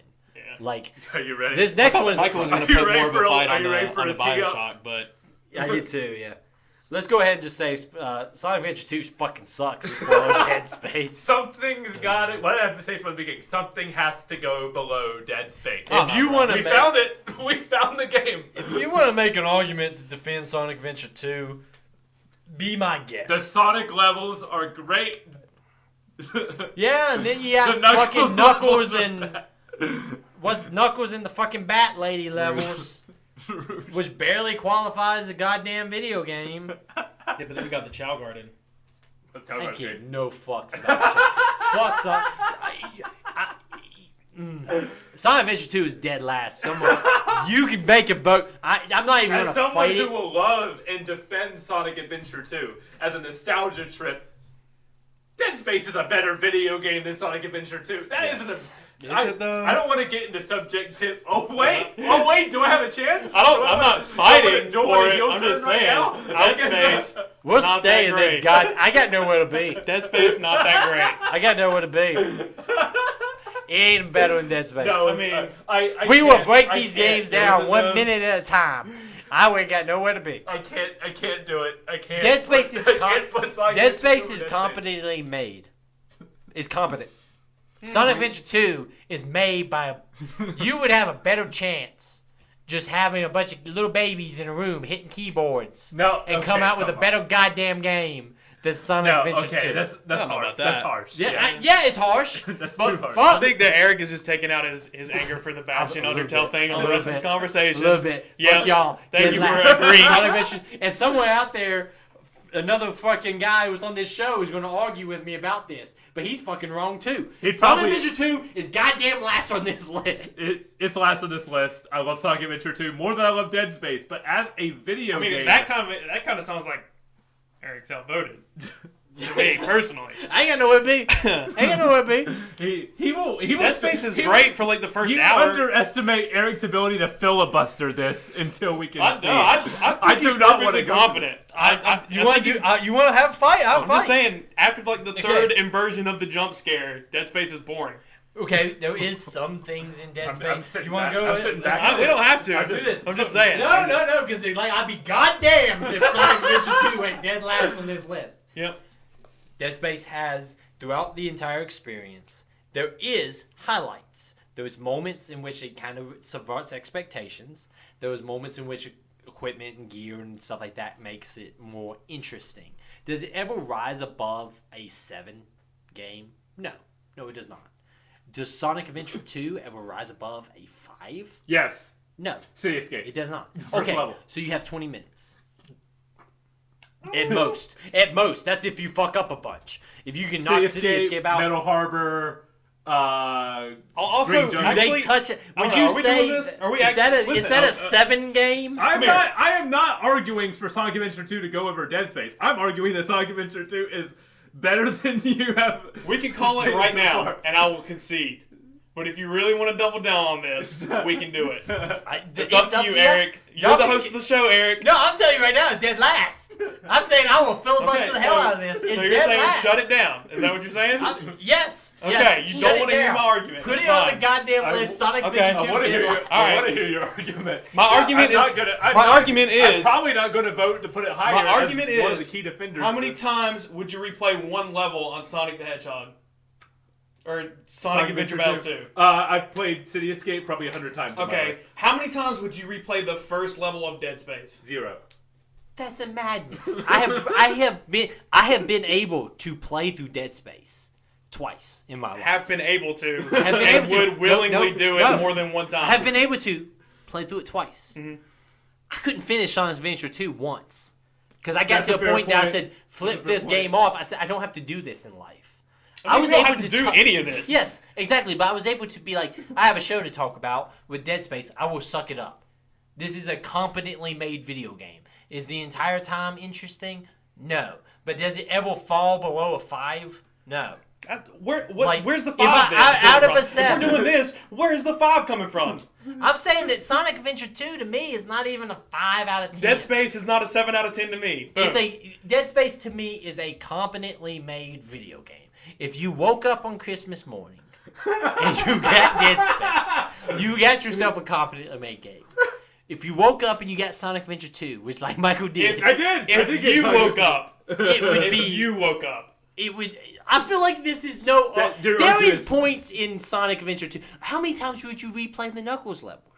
I played. Listen, man. As someone who got really into the Chow Gardens, I know that you said you didn't play it this time, but you got into Chow Gardens before. Yeah. Chow Gardens are awesome. So you have sucked to- it up. you and have to replayed You, it? wait, replay them. you You replayed have this? to You replay have them. to. You had to go to a job practically to enjoy You have that to game. replay them to get your Chow Garden stats boosted. And I have to wake And I up did every that morning and go to willingly. work. I didn't want to do it. I did it because I enjoyed it. There's no. I don't have to argue about going to the Chow Olympics to put food on the table, but I do have to go to work and put food on the table. That's not the argument. Way. Like That you literally could disproves your argument. You could not hand me $20 a day to play those fucking Knuckles levels. Come on, They- $20 a day? No, You couldn't but do like, it, but no, fuck. I would, dude. You could pay me like $5 and be like, you gotta play an hour of Dead Space every day. You get $5. Okay, That's cool. not- I knock that there's no shit. stakes But in I that. would not do that shit for fucking Sonic. You would do like, it for that your shit- salary, I guarantee No. you. If you fucking say that you wouldn't, you're just No, doing for my it. salary, yeah. Yeah, For that point, okay, that's the there thing. you go. But That's that's why also that more argument is dumb. $5. But I'm saying like, no, for $5 I would play an hour of Dead Space. I would not fucking play Sonic for $5. I would just not forgoing it. I'm saying that game is so goddamn miserable to play those fucking Knuckles and whatever the bat's name is. Rouge. You cannot compare. I'm sorry, you can't. I mean, I can compare them. I don't You know. are like we are fighting You're walking over through a bottom of the hallway. barrel. You're walking through a hallway the whole time. Yes, you're walking through a goddamn hallway. You're just looking at fucking Egypt, goddamn Dreamcast graphics Egypt, looking for a fucking thing to line for up. like 3 levels. Right. Yeah. Okay, compared to Dead Space that does actually have some competent war design. You go out into like between the navigation of engineering, going to the first aid location. I am peeking. Yeah, you are. But going to like the first aid section, which like you deal with that whole horrific experience, which I would actually say is actually a bright spot of Dead Space, is Chapter 2 in the medical wing, which you have to return yeah, to in that part's Chapter great. 7. The fact that there's a bright spot, in my mind, makes it better than fucking Sonic Adventure 2. But you go in there, you have multiple of these moments that are bright spots in that game. You have City Escape in Sonic Adventure 2. I like more levels than the first level in Sonic Adventure. I mean, 2. yeah, okay, you got a couple of you got the Sonic levels. I think the Sonic levels are fine. They're good to fine. And then you got the Shadow levels, which are good to fine. Yeah, okay. But then you have the robotic Tails levels, which are just Those aren't bad there. either. They're just there. Sure. There's nothing there. So you have a problem with walk the forward Knuckles and Rouge levels. The Knuckles and Rouge levels. Like if you want I have to, a problem with the gravity walks and the turret sequences. okay, yeah, but I would say that you do the Knuckles and Rouge Oh, levels a lot the more. gravity walks The are my gravity favorite walks part. are They're my favorite part dog of Dead shit, in my Space. opinion. Yeah, I was about to say but- the gravity walks are pretty cool. You can play basketball in zero gravity in Dead Space. That's pretty cool. You can play basketball. That's cool. It's a lot better. I would say I would sit there for like an hour and play the basketball game. in Dead I would Space sit there for before I would several fucking play. hours and do the Chow Olympic stuff. So Yasum. I gave you the option. Do the vote. I gave you I the don't option. give a shit. Do the vote. Do the vote. It's dead last. Sonic Adventure 2 is dead last. I love Sonic Adventure 2. I knew you weren't going to go for it, Michael. I cannot put it Michael, above what? It's better than Dead can't. Space. I like it more than Dead Space. I can't put it above Dead Space. Oh my god. I can't do it. You can't. You can't because it's not possible. It's possible. You want Mad Planet is a terribly designed video game level, and the fact that the hard mode on those Knuckles and Rouge levels have the emeralds in a set place, but the normal mode, especially on the Mad Planet, they're random every time. So there's not even. And the that- clues are You can't even backwards. look up a guide. I don't know. Not everybody needed a guide to get through that, but Oh, I thought that I had to get the guide. I just realized I didn't give a damn. I sat there and then I was sitting there going like, what am I truly missing out here? It's just a path to madness is all I'm missing. not really in the Path spirit of things, but that's fun. Path of madness is all I missing. can't do it. I'm like Snake pointing the stinger at Gray Fox. I can't do it. I can't put Sonic Adventure 2 above Dead Space as much as I would want to. As much as I would want to put this game over No More Heroes. I would put it over No More cannot Heroes. do it. I wouldn't put it above anything else in this list except for Dead Space. Oh, Lord. In terms of like, I'd actually maybe put it above Observation, but I that's know fine. that's purely nostalgia talking. As playing it again as a video game and realizing that, man, the highs are so good, but those lows are abysmal, like nuclear style lows. Yes. Trying to play it as a straight video game, I could play my favorite levels over and over again for the Chow Garden. I did it before. I could do it again, but I can't put it above Dead Space. As much as I would. You made the right decision, Michael. Oh. Thank you. So officially, listen, I lost Bastion. Do not take. And that's what this was all about, so just remember that. I was gonna fight harder for Dishonored, but I'm not feeling it anymore. My favorite thing is somewhere on the line the listeners are like, "How much is this? Is a bit?" And they don't know. Very little. Very None of little. it's a Very bit. little. None of it's a bit. The funniest thing is, like, that's an argument. That's a level of argument me and Nick have happened multiple Twice. times in our life. Twice. Like, I can think of at least two times. Fighting games. And Anytime that. we've ever gotten that. Oh, I thought you were gonna go Apocalypse Now. Oh yeah, I fought Apocalypse you over Now. Apocalypse. Eric recommended Apocalypse Now to me when I was like 14, We don't have I time love for this. and that almost ended our friendship. I love Apocalypse. That's like that is deep lore right there. I love Apocalypse Now. I think It's a great not that movie. good. It's like One of my- it's 2 hours too long. One of my top 10 favorite Dishonored. movies. Heart of Darkness was better. After Sonic. This is a quote from Community. You just quote Community. Oh, Jesus. I'm sorry, listeners. Okay, here's the thing. All right. Dishonored, coming off of two like hard fought battles, while I like I need to Dishonored break a a sweat lot, on that.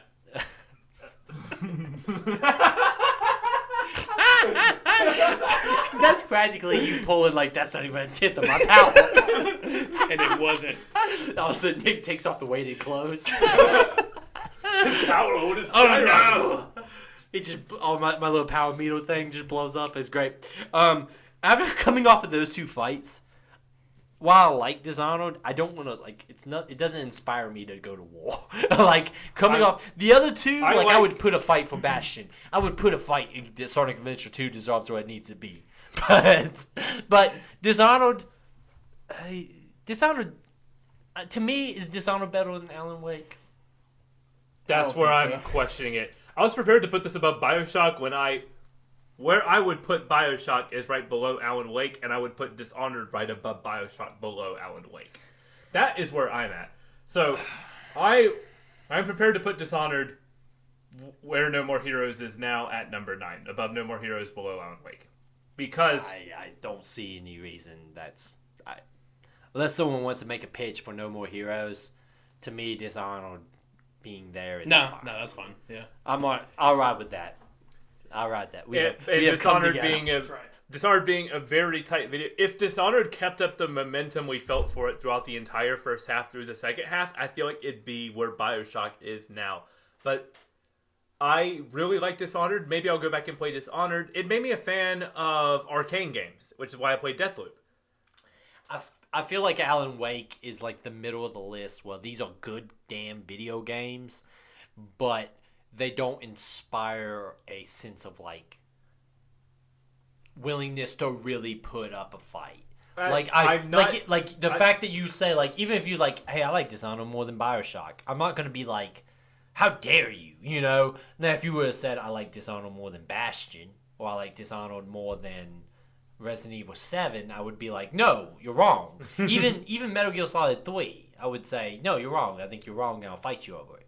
But with this, it's like, yeah. To compare, bringing outside stuff into this, I'm going to play Alan Wake 2 the day it comes out. Dishonored 2 has been out for so long, and I'm like, I'll play it sometime.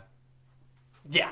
Yeah, Dishonored 2 It didn't make me go, I need to see what the next step is right away, versus Alan Wake, me thinking about what the sequel that game could be since I played it, and then forgetting what the game was, and then playing it again and being like, they should make a sequel to that thing. Alan Wake 2 is a game that, like I said, I sit there and I have such high hopes for it. Dishonored 2 is available for me. I have not had a chance to play it. Exactly. So I think is that a fair argument? I don't know, but that's where I'm... No, I think that's a fair argument, Okay. because I think when Alan Wake... I think I've played Alan Wake twice. I've played the DLC for Alan Wake. I want to didn't go play that the DLC. remaster again. I want to play that remaster for... I did not play through Dishonored its DLC. I did do that for Alan Wake. I have American Nightmare on my hard drive. Other things that were announced later. I feel like Alan Wake is better than Dishonored. No argument there. I think pop it on the list. And now let's get to one that is going to be kind of harder, because I don't know where this one's going to fall, which is Metal Gear Solid. Should we start from... You want to start from the middle and work our way up from that? Just to see... I want to see where the temperature is. Where does Metal Gear Solid 3 sit now? Number 6. Okay, that's... Yeah, Let's start there? Yeah, sure. So, I know you guys want to put this above Does Metal anybody Gear Solid 3. think Metal Gear Solid is worse than Metal Gear Solid 3? That's a hard question for me to answer because I love both of those games, but... to me, I would... Okay, I beat Metal Gear Solid, and then I went back and played some more Metal Gear Solid. Because, like, I did the save state thing to the end of Metal Gear, and then I went back and played Vulcan, with the fight with Vulcan. So, like, I didn't do that. So you went through the entire card key section of that game just to have that, like, last boss again because it was such, like... No, I have not had a chance to finish it the second time.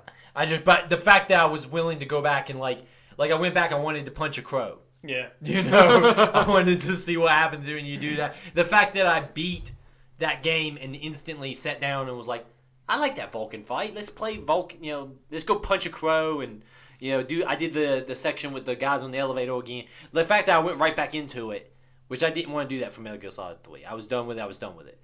To me, Metal Gear Solid, I think, is of the Metal Gear games I played, the original Metal Gear Solid is my favorite so far.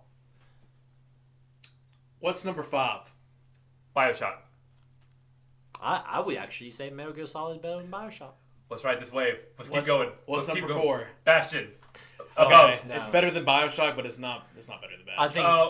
Oh, come I wanted to on. ride this to number 2. Come on, I boy. wanted to ride this to number 2. Wait, you would... No. Yes. I was going to try and put this above Resident Evil 7.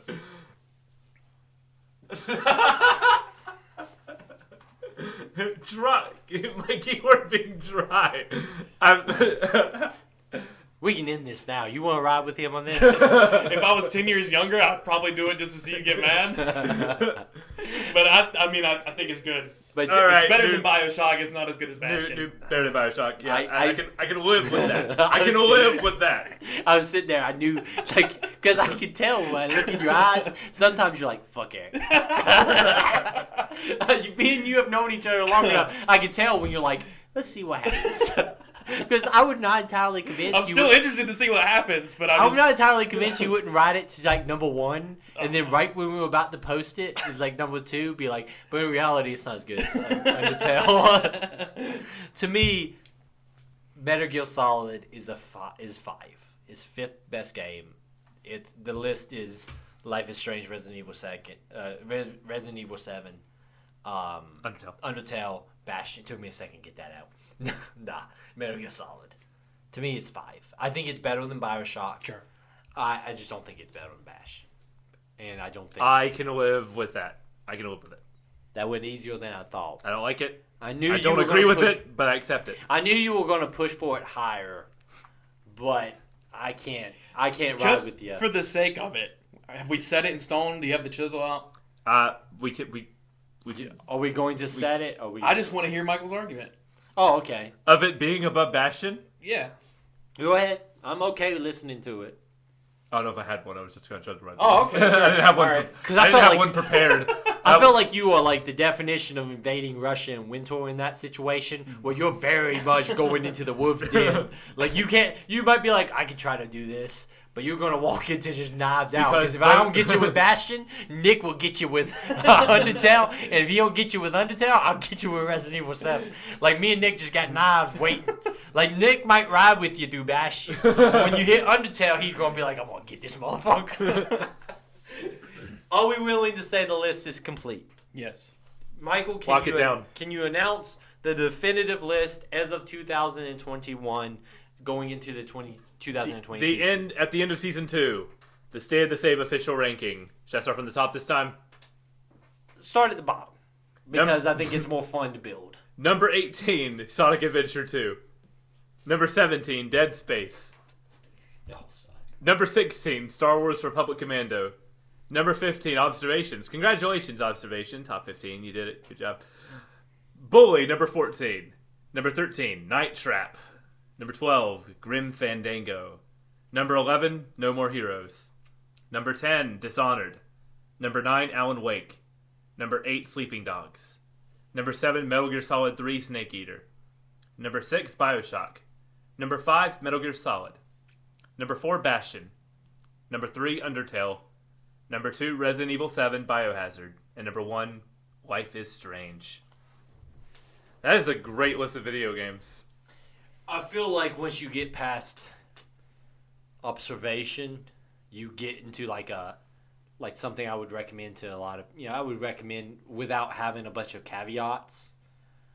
And like when you hit like the Alan Wake of the world, Dishonored, you're in like good game territory. Like, when you I would recommend these to anyone who's like plays games. Is like, hey, you like stealth games? Check out Dishonored. You like there's no caveats. You like Stephen King? Play Alan Wake. You like action movies? Play Sleeping Dogs. There's no There's no. Oh, but be aware of this. Be aware of that. Once you hit that section, you're in good game territory. Ironically, because it's so high, maybe Undertale just because of the style it is. You have to know the person, but that just made it resonate hard with me for some reason. So Yeah, and I feel like... Not to go back to the argument. No, we're not going to. The listener was like, please no! No, I think when you get to the top 5, you're in our list territory, where it's like very much into personal picks. But I think, listen, I Undertale did not connect to me, but I'm not stupid enough to sit here and tell you that it's a bad video game. Like... There is a reason the popularity of that exists. Did it connect to me? No. But it's still a damn good game. I don't feel bad. Like, if I told someone this was on my list, like, my podcast list is Undertale's number 3, I wouldn't be like, yeah, I know. I'd be like, yo, I can... I feel like you'd probably say that. No, I wouldn't.